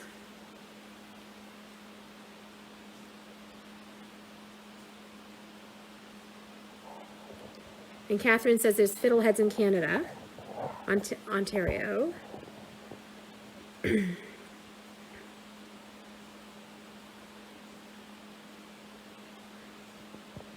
Yeah, pressure canners require that you have X amount of liquid in them to produce the proper pressure. It may be different with other canners, other pressure canners. The Presto 23 quart that I use requires 3 quarts of water in the base of it, and there's a indentation, a groove line that you would fill it to. Excuse me. Yes, you can. You can spinach. Actually, I can show you. Nathan, would you bring me out a jar of the beet greens and a jar of the Swiss chard? It's so funny because we use the rainbow Swiss chard. So you would think, like, with going into the jars, when you put the water through and, you know, you take out all the bubbles, they're gorgeous. They're just, the colors in them are just so, so pretty. And then you can them, and they look like, well, you'll see. They're just this dark, dark color. So, this is Swiss chard, and this is beet greens. And they both look like spinach. Now, a lot of times when you do Swiss chard, a lot of recipes will tell you to take the leaf off the stem. I like the stem, so I leave the stems and I chop them up. They're kind of like celery chunks, but they're delicious. I have a wonderful recipe that I use our greens for most generally. If we don't eat them as a side. Oh, we're beeping. Hey, Nate, you want to come here and help? He's my muscle. Always have somebody muscular if you can't lift this. It's quite heavy. I'm gonna shut this off. I'm gonna shut off my burner.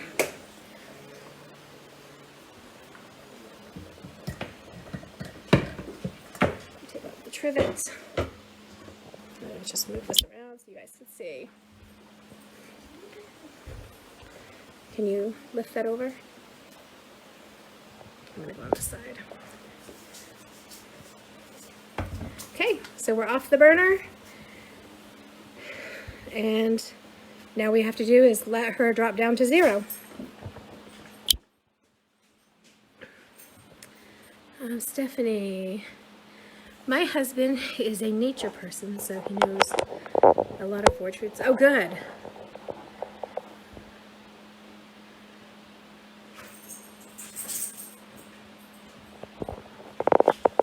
Yes, I think that's awesome.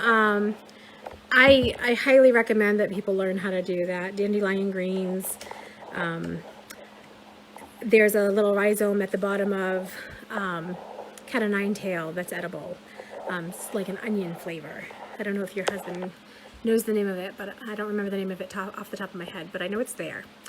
The bottom of Queen Anne's lace is a wild carrot, you know, those types of things. So yeah, I'm a home herbalist, so I love to find natural foods. My next venture will be learning all the ins and outs of mushrooming.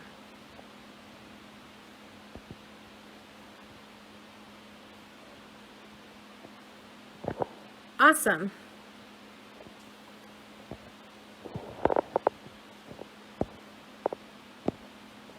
Yeah, I want to harvest some of those sumac berries because I read a wonderful article about making, it's like a lemonade that you can make with them. Yes, Jill, you always want to remove your rings. And the reason is because if you have a jar that really isn't sealed, now let me preface this by saying, when you have pressure canned, you want to let your jars rest for 24 hours once you take them out of the canner. That way they have full time to cool, undisturbed, and the seals can do their thing. So don't take your rings off before that. But once that 24-hour mark is there, you can remove your rings, label your items, and then put them on your shelves. If you do not, and you have one that maybe has something slightly wrong with it, the lid will not pop because it's got the force of the ring being threaded down on the lid. So always remove your rings so that in the event that you have a bad seal, you'll have a little bit of warning before you actually try to consume them. It varies really according to what the air temperature is, because the outside influence of air makes a huge difference. It's fairly cool in my house, so I'm guessing it's already at 10, so maybe 10 minutes. Oh, the sumac lemonade? Is it good? Do you like it? On jelly too. Yes, you have to water bath your jelly.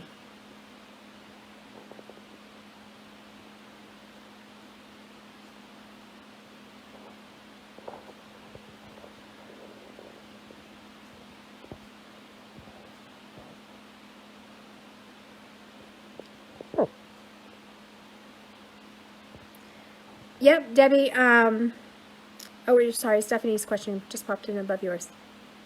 We watch a guy on YouTube who teaches about edible mushrooms. I have friends in me, because we have shiitake and mashiitake mushrooms that grow here, and they cultivate them to sell, or no, sorry, not cultivate, collect them to sell. So I've thought about going with them to learn from them because they're quite knowledgeable, and we have such a huge variety here in Maine.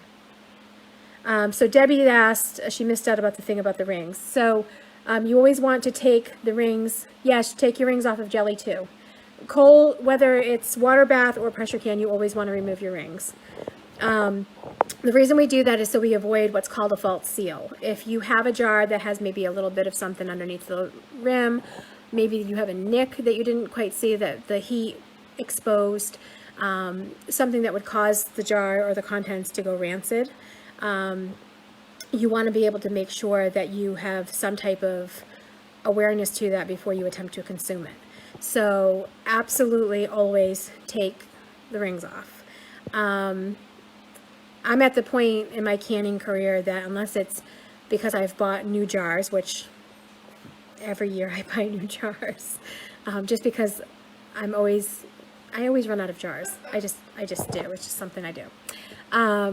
Between people not returning jars of, things that they've taken to eat, or, I do still have jars wear out over time. I do sometimes have breakages, not often, but sometimes. And then if I have a specific bulk of some sort, I'm kind of particular about what I put in what type of jar. So like my spinach products or my greens, things like that, I like in small mouth jars. My potatoes I want in wide mouth jars. Those are my personal preferences. There's no rhyme or reason why you can't do it. It's just my preference for my own handling. You're welcome, Jill. So, and we're at 8. So, is it raining everywhere else in the world too? Or is it just here in Maine? Oh, I need to clean my copper. I can see dust on my copper.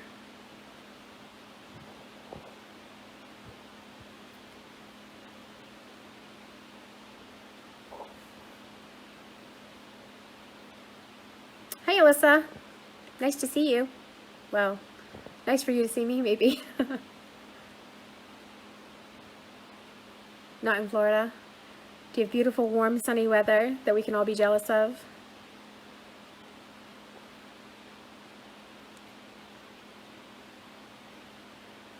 Southern California, yeah, I would bet it is. I am itching for warm, sunny weather. We have 5 seasons in Maine. We have winter, spring, summer, fall, and mud season. And mud season happens between spring and summer. And during mud season, we have the benefit of black fly season. The good thing about quarantine is maybe it will starve all of the mosquitoes and black flies before we all go out. Probably not.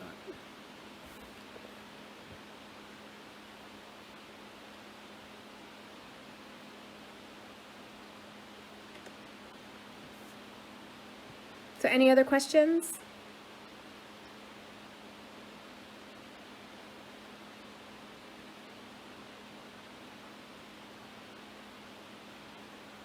Yeah. I don't think I would want to live somewhere where there wasn't seasons. I really enjoyed our time in Florida, but yeah, I don't want to live where there's not snow. And certainly not where there's not a fall. Like, fall in Florida is not the same as fall in Maine.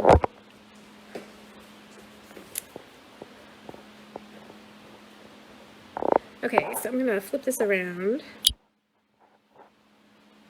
And I don't know if you guys can hear. That's a little bit of the pressure coming down. And it will spit and sputter. And when the pressure gets to 0, this lock will drop.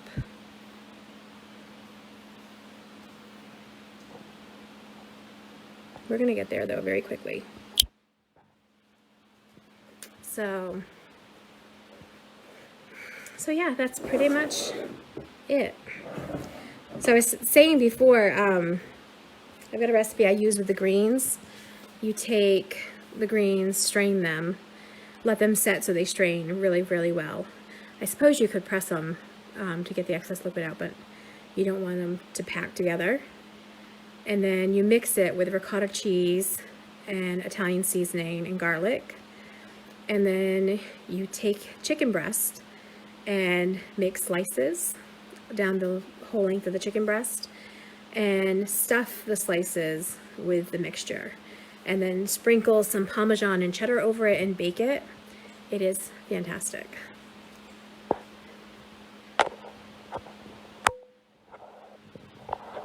Remind me, Lynn, where you said you were from again?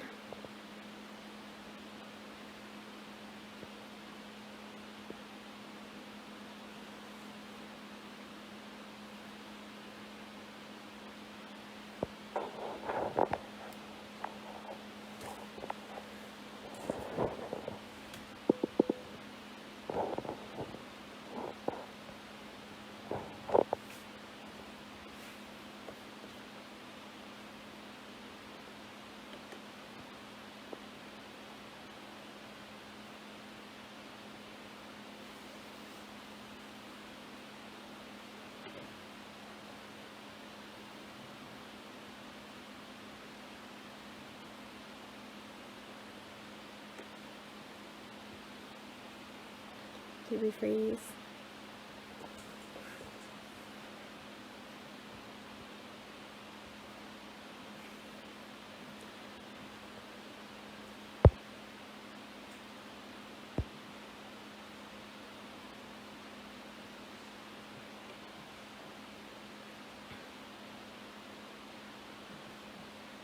People are still joining. Holy moly.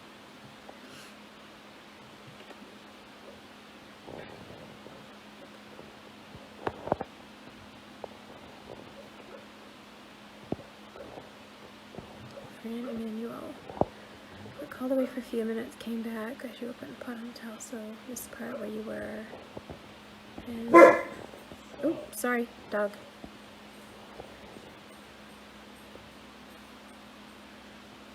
When the time was up, did you just turn off the stove? I moved it to a trivet beside the towel. The towel I have set up, before I get started, I bleach the surface. I have a little bottle of the Clorox spray. Sanitize the surface, put down the towel once the surface is dry so I don't bleach my towel. And then I have that there for the hot jars because they are so hot when they come out. You don't want to set them on like a metal trivet or something like that because the cold from the trivet would shock the glass and break it.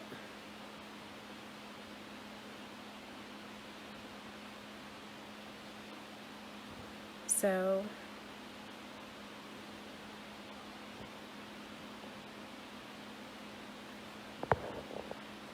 does anybody know what these little symbols are? What some of these symbols by your names?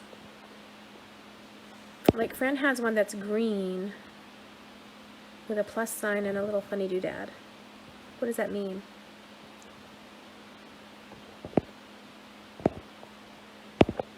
Nobody else has one but Fran.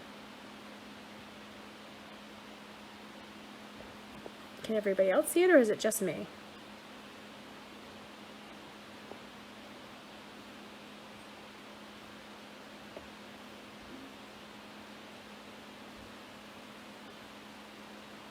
No clue. Huh, that's weird. I wonder if it has it on my computer. I'm gonna look. You don't see them? Okay. Maybe just because I'm recording. We're actually gonna be making Blackberry Jam. I have a bunch in the freezer that need to be used up.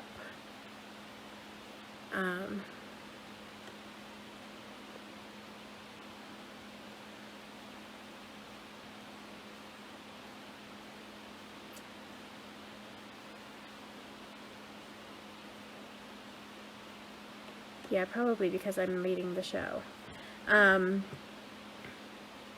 So to take the seeds out of the blackberries, you would want to mill them. So the food mill that I've showed before, frozen versus fresh does not matter, although nutritionally, fresh would always be better.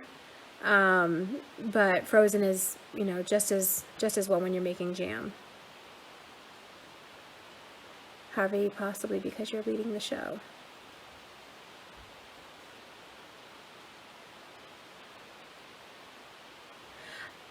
Yes, Stephanie. I think we save a lot of money. Now, granted, we've had years to build up the inventory of jars that I have. And we do have the expense of buying lids. Lids here, oh, let me see. The last time I bought lids was like, it was a bit ago. Maybe a month or so ago. So I spent about $2.50 on lids. So it's about 20 cents per jar. So you can't buy canned greens or things like that for that price. Now when you factor in the amount of produce that I can, and when I tell you that I can 2,000 jars of food minimal, I'm being literal. I'm not exaggerating. If you know me, have ever been here, what you see in the cover photo is one wall of my pantry. I have 3 walls covered like that, and then I have a loft area where all my empty jars or my flats are stored.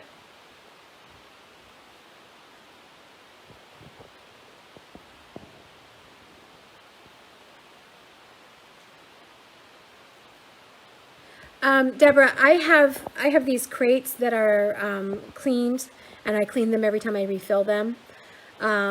They actually, we got them, we ran a food pantry for a while, and it was what the produce came in, and they don't take them back, they're just thrown out.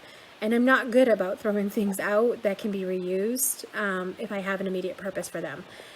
They just so happen to fit 24 wide mouth jars perfectly.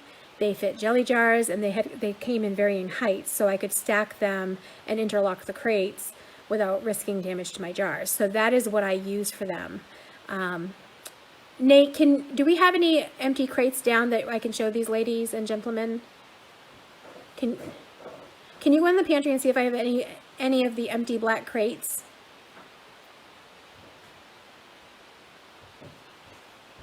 That way they can see what they look like.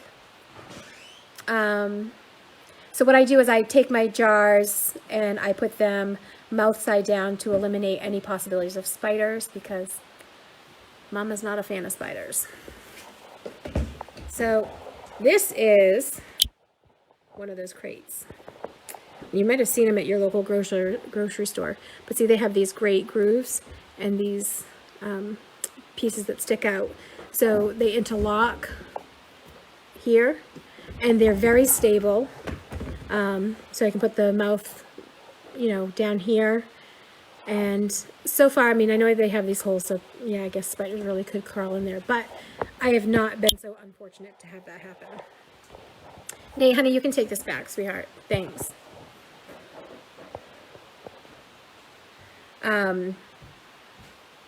So yeah, I just put them in there. If I am in the throes of canning season, our dishwasher is off limits for dishes. We hand wash our dishes, and the dishwasher stays pretty consistently full of jars because during canning season, I'm canning on a daily basis.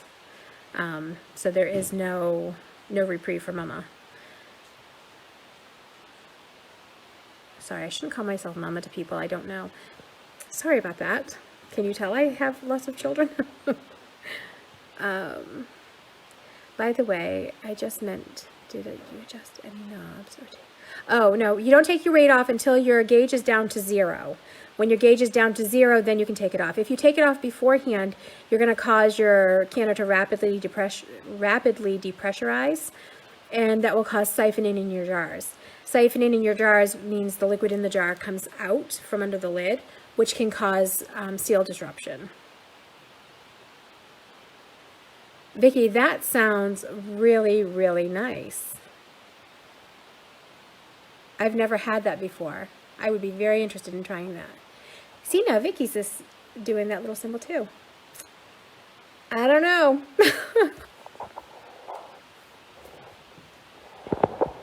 I don't know what that means. I'm gonna have to Google it.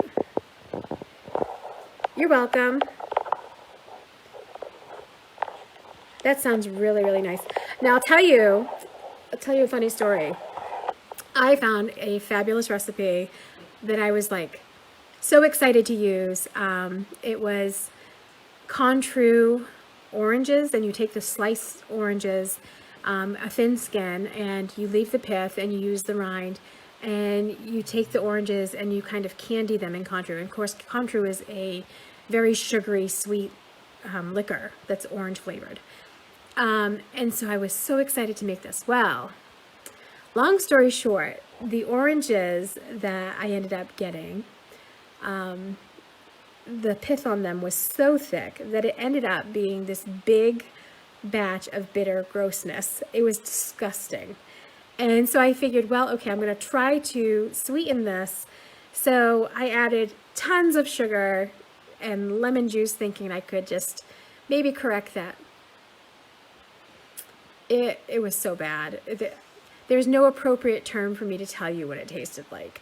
It was so bad, and it was just bitter and gross, and nope. So I've not dared to make that recipe again, but I may endeavor to do so this year in a much smaller batch.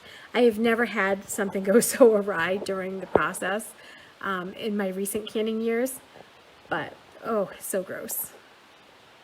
So if your jars have been sterilized, then you store them upside down and be able to use them without sterilizing again. If you keep them in a sterile environment, and you know that the environment is clean and not subject to mice or insects and things of that nature, then presumably yes. You could even go as far as sealing them inside of a plastic bag if you found one that was food grade, and then putting them in there to maintain their sterility. Personally, if my own personal jars, if I know they've been sanitized within the last week, if I happen to put them up in storage for some reason, which in my house doesn't really happen, then I would take them down and I would just throw them through the dishwasher on a rinse cycle or a wash cycle, depending on what they look like. For purposes of this class, I would say yes, re-sterilize.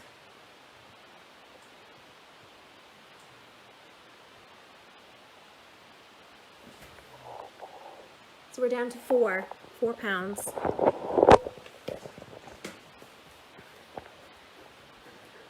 Oh no, we're down to almost 3.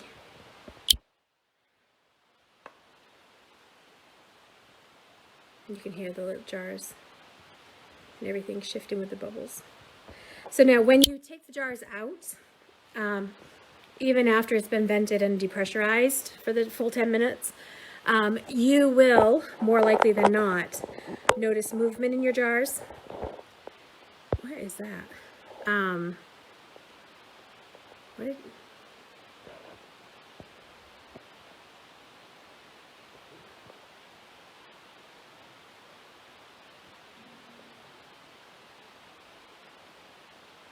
Oh, that symbol means it's asking me if I want to bring you on live and join me.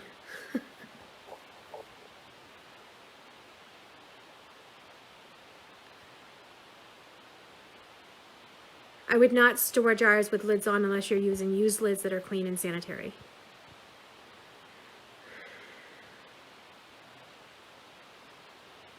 And I really wouldn't do that either, because the rings, if there's any type of moisture in your air or anything, you're going to have rust that develops on the threads, and that will affect your ability to hold the lid and get a proper seal.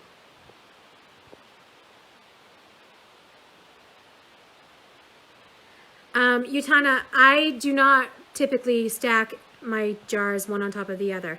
It can be done if you have a piece of ultra thin plywood or a good cushioned cardboard between them. You want something that, number one, is going to be stable, that the jar is going to set level on and not, falter on. But you want something that's not going to put all of the pressure on your lid either.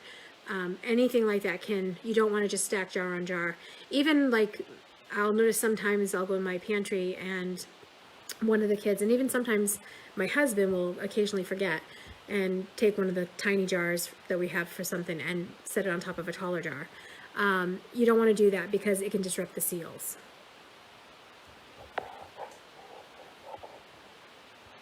It must seem like I emphasize that type of thing a lot, but it's only because you put so much work into processing your food that you want to not make sure you're, number one, not wasting your time and your efforts, but you want to make sure that you're not wasting your money or your produce that you grow, because you know, some things will regrow, some things don't. Sometimes it's a one-time only crop. So you want to make sure, that you're doing your best. I highly recommend, when you're talking greens, if you're looking for greens to can, I would 100 times over choose something like Swiss chard, collard greens, not beet greens, but those two, because you can harvest from the outside bigger leaves, and it will continually regrow through the season. And that's what we do. That's why we get so much from it. Beet greens, we harvest when we thin the beets, because you have to thin them to a certain degree to have the bulbs grow. But really, beet greens, once they're harvested, unless you have time to do a second planting, you're done. Same with spinach. Unless you have time to do a second harvest, once you harvest it, you're done. You're welcome, Lynn.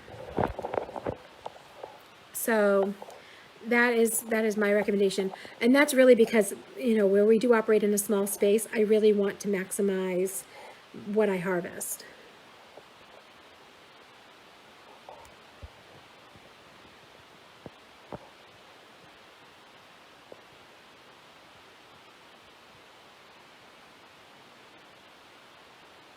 Okay.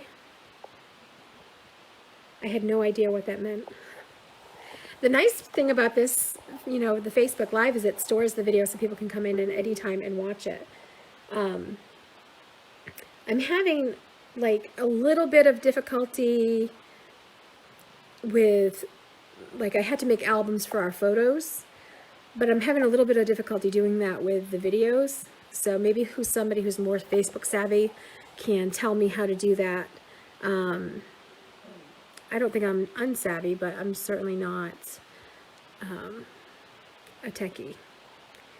My son, who's a computer whiz, you know, he'd be like, oh, here, let me do this. But we're trying, because of our other son's health condition, we're trying to abide by the quarantine stuff because he works in a bank. He does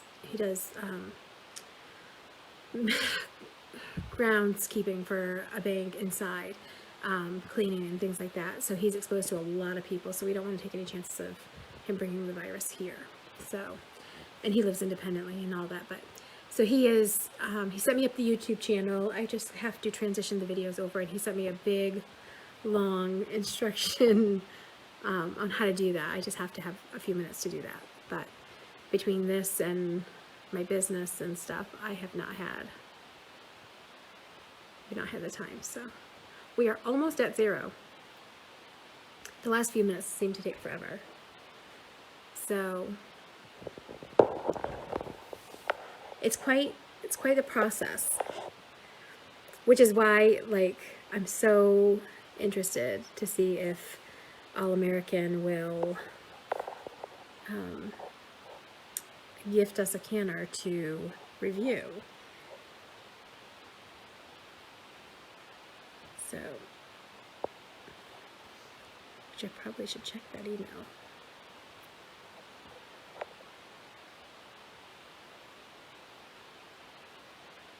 Nothing yet.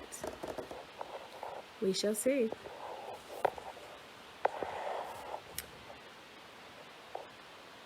Thank you for looking that up, Catherine. I know, right? It seems like every time I think I have something down, they show me just how much I don't. And they're so creative and inventive about how they do stuff. It's really quite amazing.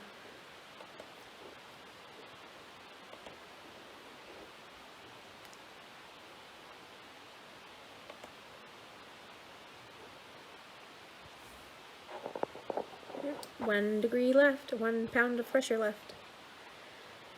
So when I take this off, you're going to hear this horrendous amount of hissing and groaning. Well, not really groaning, but hissing. Okay, I'm not sure what that is. Sorry, I had it pop up on my computer and I don't know. Okay, no, cancel. Don't want that. Something is asking me if I want to renew my subscription. Yeah. So it'll be quite loud at first. Although I'm not sure how much of that carries through. I need to upgrade my cell phone, so.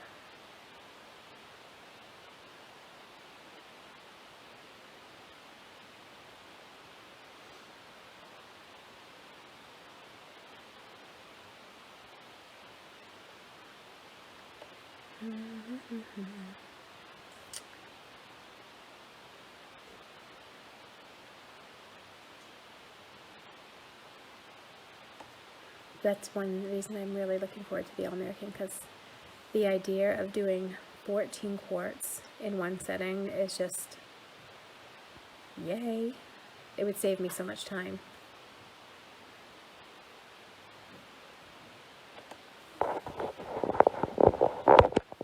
Wouldn't it be awesome if All Americans said yes and then a bunch of other companies jumped on to sponsor? Maybe they'd sponsor my kitchen renovation. Probably not. So we're very, very close.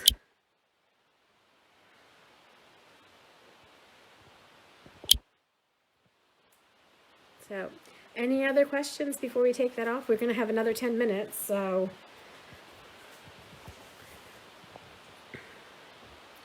Oh, I was gonna look up the Blackberry Jam recipe. Sorry, I lost track of it. I forgot about that too. Let's see. So there are two options for Blackberry Jam. You can do it with or without pectin. Typically, I work without pectin unless it's pectin I've made. Although I will sometimes buy it because sometimes I just don't have enough from what I've harvested from apples. Let me see here. So the ratios on Blackberry Jam: 4 cups crushed blackberries to 8 tablespoons liquid non-sugar sweetener. That's for sugar-free. And that's a soft spread. So it's not going to be quite as jam texture. And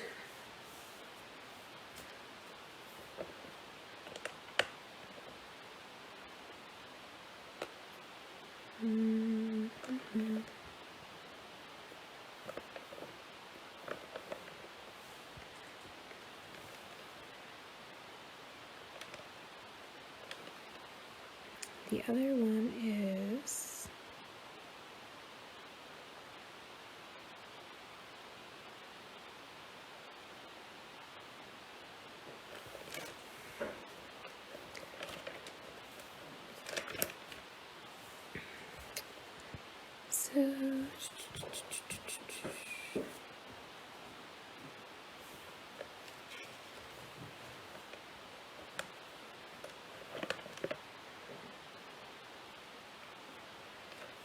peach butter, peach conserves, blueberry conserves.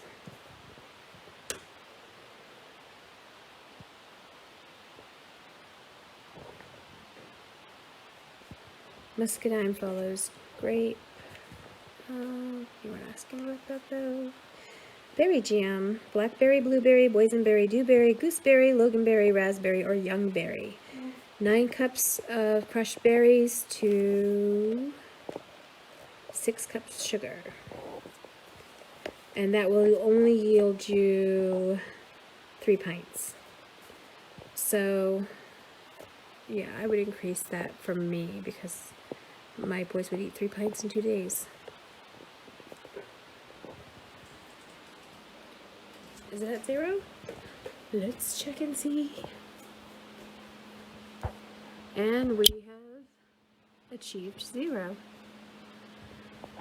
So now we're gonna go ahead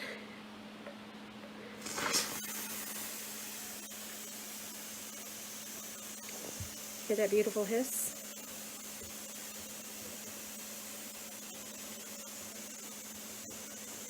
And you want to make sure you don't put your hands or anything above that. And that's why. Let alone the fact that the steam itself will scald you.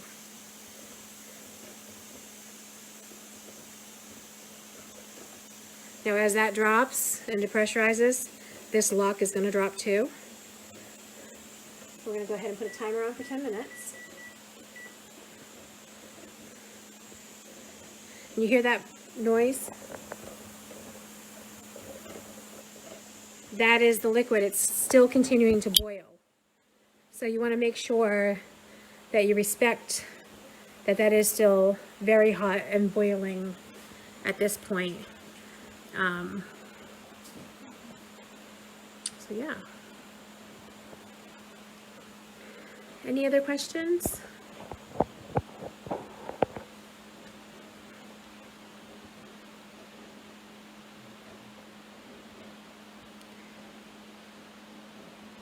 I have some rosemary that I have to clean off the vines, and maybe once I'm done with that and I have that out of the pantry, I'll give you all a little tour of my pantry.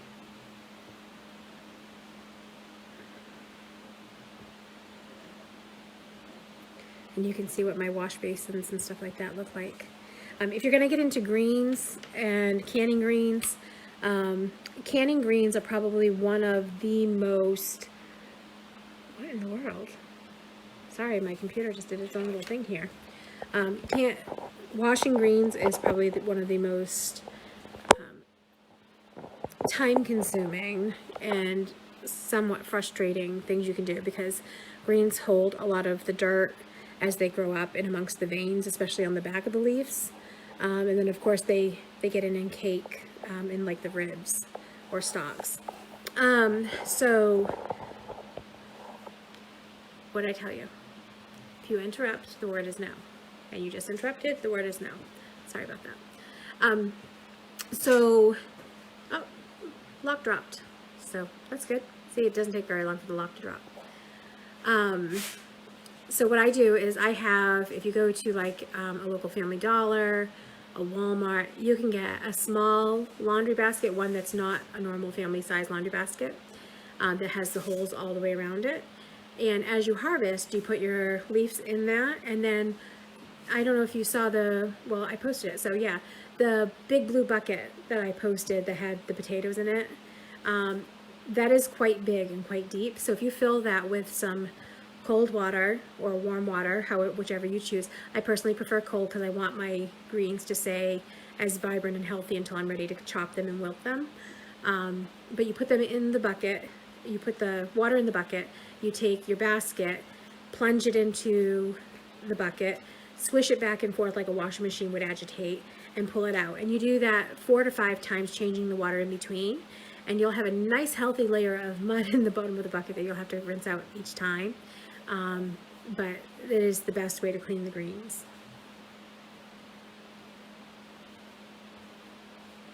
Personally, yes, I would prefer to use a canner with a gauge. That's not to say that gauges can't fail or become faulty at some point. Part of regular maintenance is to check your seals and your gauges. So, you know, it's really personal preference.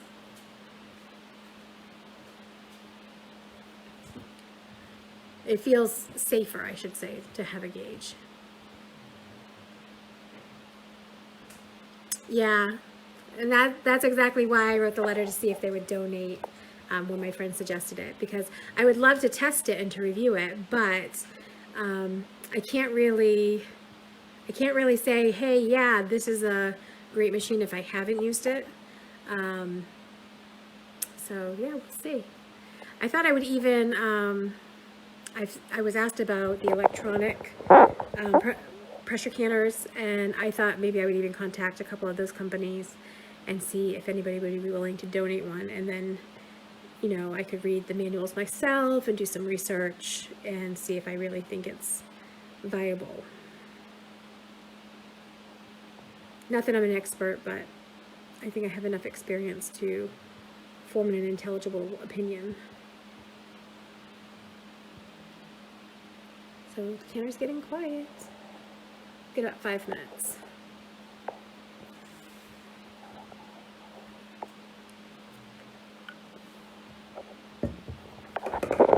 So I'm going to go ahead and get out my jar lifters so that way we're prepared. Bear with me.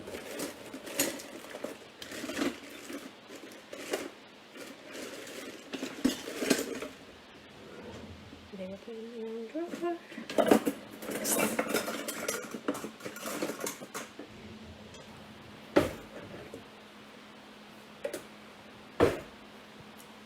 So when I open this, I'm going to have my son come over and hold the camera so you can see the angle and how to take that lid off.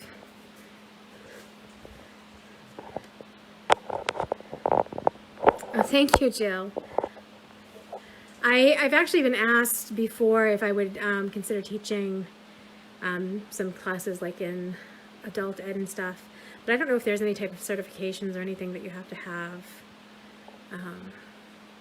So I've never explored that as an option. I do have a friend who is a very experienced canner as well, who taught some classes for the cooperative extension, so I thought about maybe checking that out. But I'm quite content to help you all and give you all some good information. So, yeah, but I appreciate the compliment.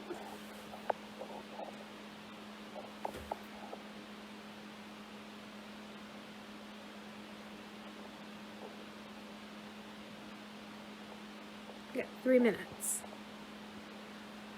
It's amazing how long time is when you're on a video.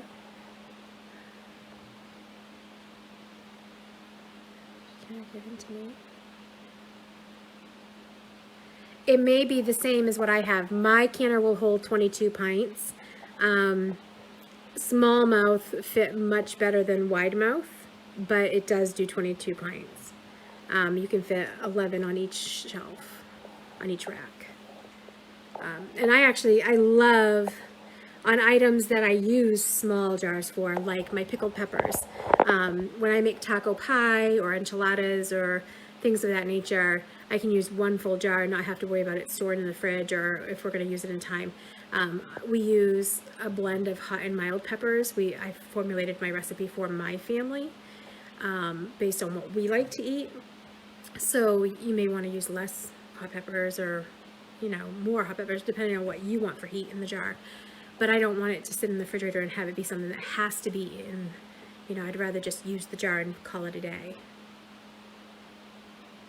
When you open jars in your pantry or from your pantry that you've canned, things that are low acid foods like vegetables, you want to use within a day or two. Keep it refrigerated if you don't use the full jar.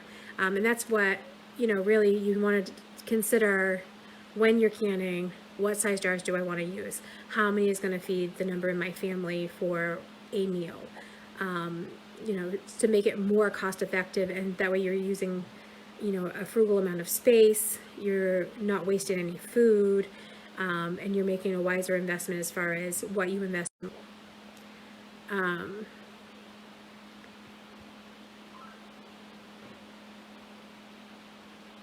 Jams and jellies will last longer because they have sugar. Pickles will last longer because they have the vinegar. Relishes, same deal. But Vicki, that's awesome that you were given that free. I actually went to my local Auchan. They had this canner there. It had sat all summer and nobody had touched it, and the box was covered in dust. And I just, approached the manager who we've been friends with for a while, and I just said, if I bought that canner, would you consider giving me a discount? And he goes, sure, I'll take 10%. And I said, how about 20? So I got a steal of a deal. Never be afraid of asking if they'll discount an item, because a lot of times they will. The worst they can ever say is no. Nobody ever died of being told no. Well, that might not be true, but as far as canning is concerned, nobody ever died being told no. So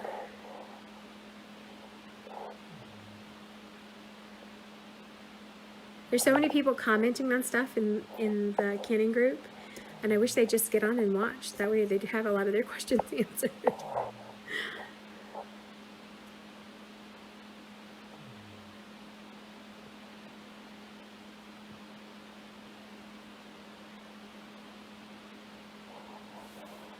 Oh, and the other thing is when you're considering, we got 5 seconds. When you're considering produce investments, be watching for farms that allow you to go in and pick up dropped apples and things like that. You can save a lot of money getting produce that way. Or getting it in bulk. Like there was one year we were able to get a barrel of potatoes. A barrel is 170 pounds. And we only got it for $20. So really, really frugal. So Nathan, can you come assist me for a moment?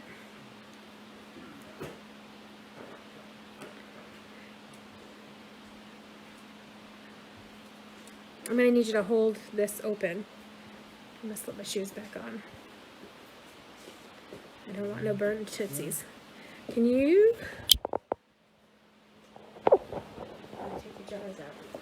Okay, so I want you to focus on the lid. So we got 10 minutes, and even the handles are still, fairly warm. So notice that when I'm lifting towards the back first. I'm letting that first gust of steam come out. I just kind of hold it there for a minute. Slowly increase it, and then lift and move. And, hear that? Jars are already sealing.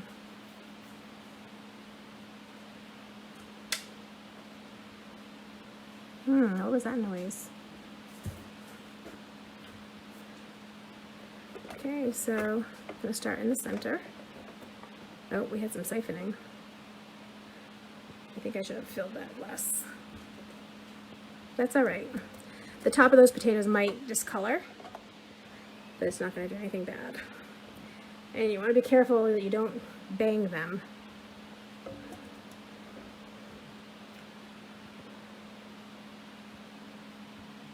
Chances are I missed an air bubble in the center of that or something.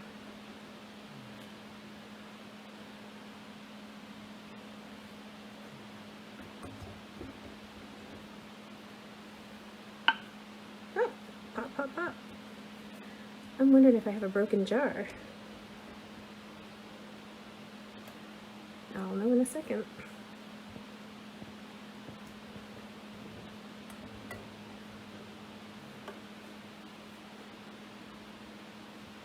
It just was filled, I think, a little too much. And that sometimes happens. So what's going to happen with this jar that siphoned is absolutely nothing. It's going to seal. It's going to be completely okay. When I take the rings off tomorrow, I will check the seal to make sure there's no debris underneath the lid. But I see all the other ones besides that other one in the back. They'll all be fine. But do you see that movement in those jars? Now, if this were a loose mass like a soup or something like that, you would be seeing those all move and dance. I think these jars were packed a little too full, and I think that's why I have those two that siphon some. So yeah, I think I probably would have packed those looser, but I thought that as I did it, and I should have corrected it when I did it.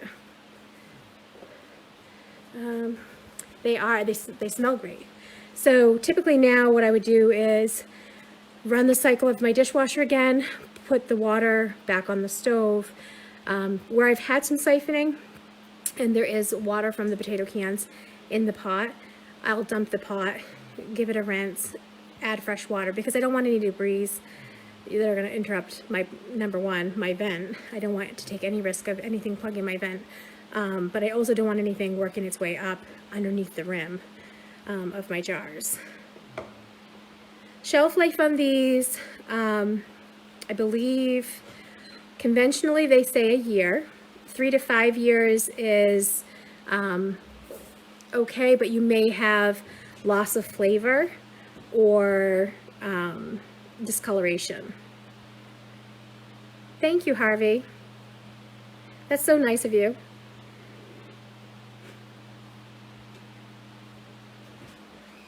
Well, I hope you find it, Stephanie. Yeah, I can tell there's that I put too much in it, which I don't know if you remember when we were loading, I took some off, took some out of the jars. I could tell and see how they moved up in the process, up over the shoulder. I try to not fill my vegetables above my shoulder. This curve right here is what you call the shoulder of the jar. And I had a feeling that that was going to happen. They're just a tighter pack, so they didn't have the room to pressurize. So that means the air gets down here and pushes the liquid out. So as long as the seal is good, and I'll know that it's good by tomorrow because I'll be able to pick it up by the lid, then I'll know it's safe to put on my shelf. If the lid comes off in my hands, then I'll know that's not shelf stable and I need to put it in the refrigerator and use as soon as possible. And as you become more experienced, you'll be able to identify what you had for problems and why. I was just kind of hurrying to get this done. No, the jar is not cracked. If that jar had been cracked, the weight of the product inside, the rapid temperature change from being inside the hot pot to being out in the air would have made that jar let go, and all of that would have come out and fallen down into the pan. And I would have had continual drippage, and I didn't. Here, I'll go ahead and pull that one up, even though it should be resting.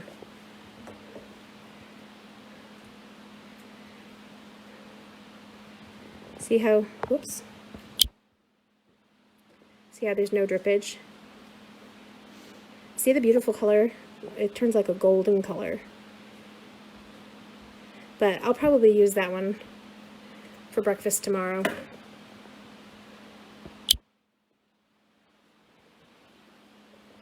So, but what I'll do is when I take those off, I'll pick it up by the lid itself, like these. No pressure on the thread of the jar, just only by the rim. If it comes off from the weight of that jar, then your seal was faulty. And that's another reason why we take off the rings. So I've got a little bit more to do, but that is canning potatoes. So before I go, does anybody have any other questions?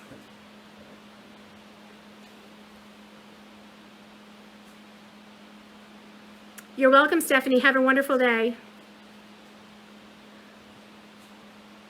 All right, so with that, I'm going to hop off and finish up.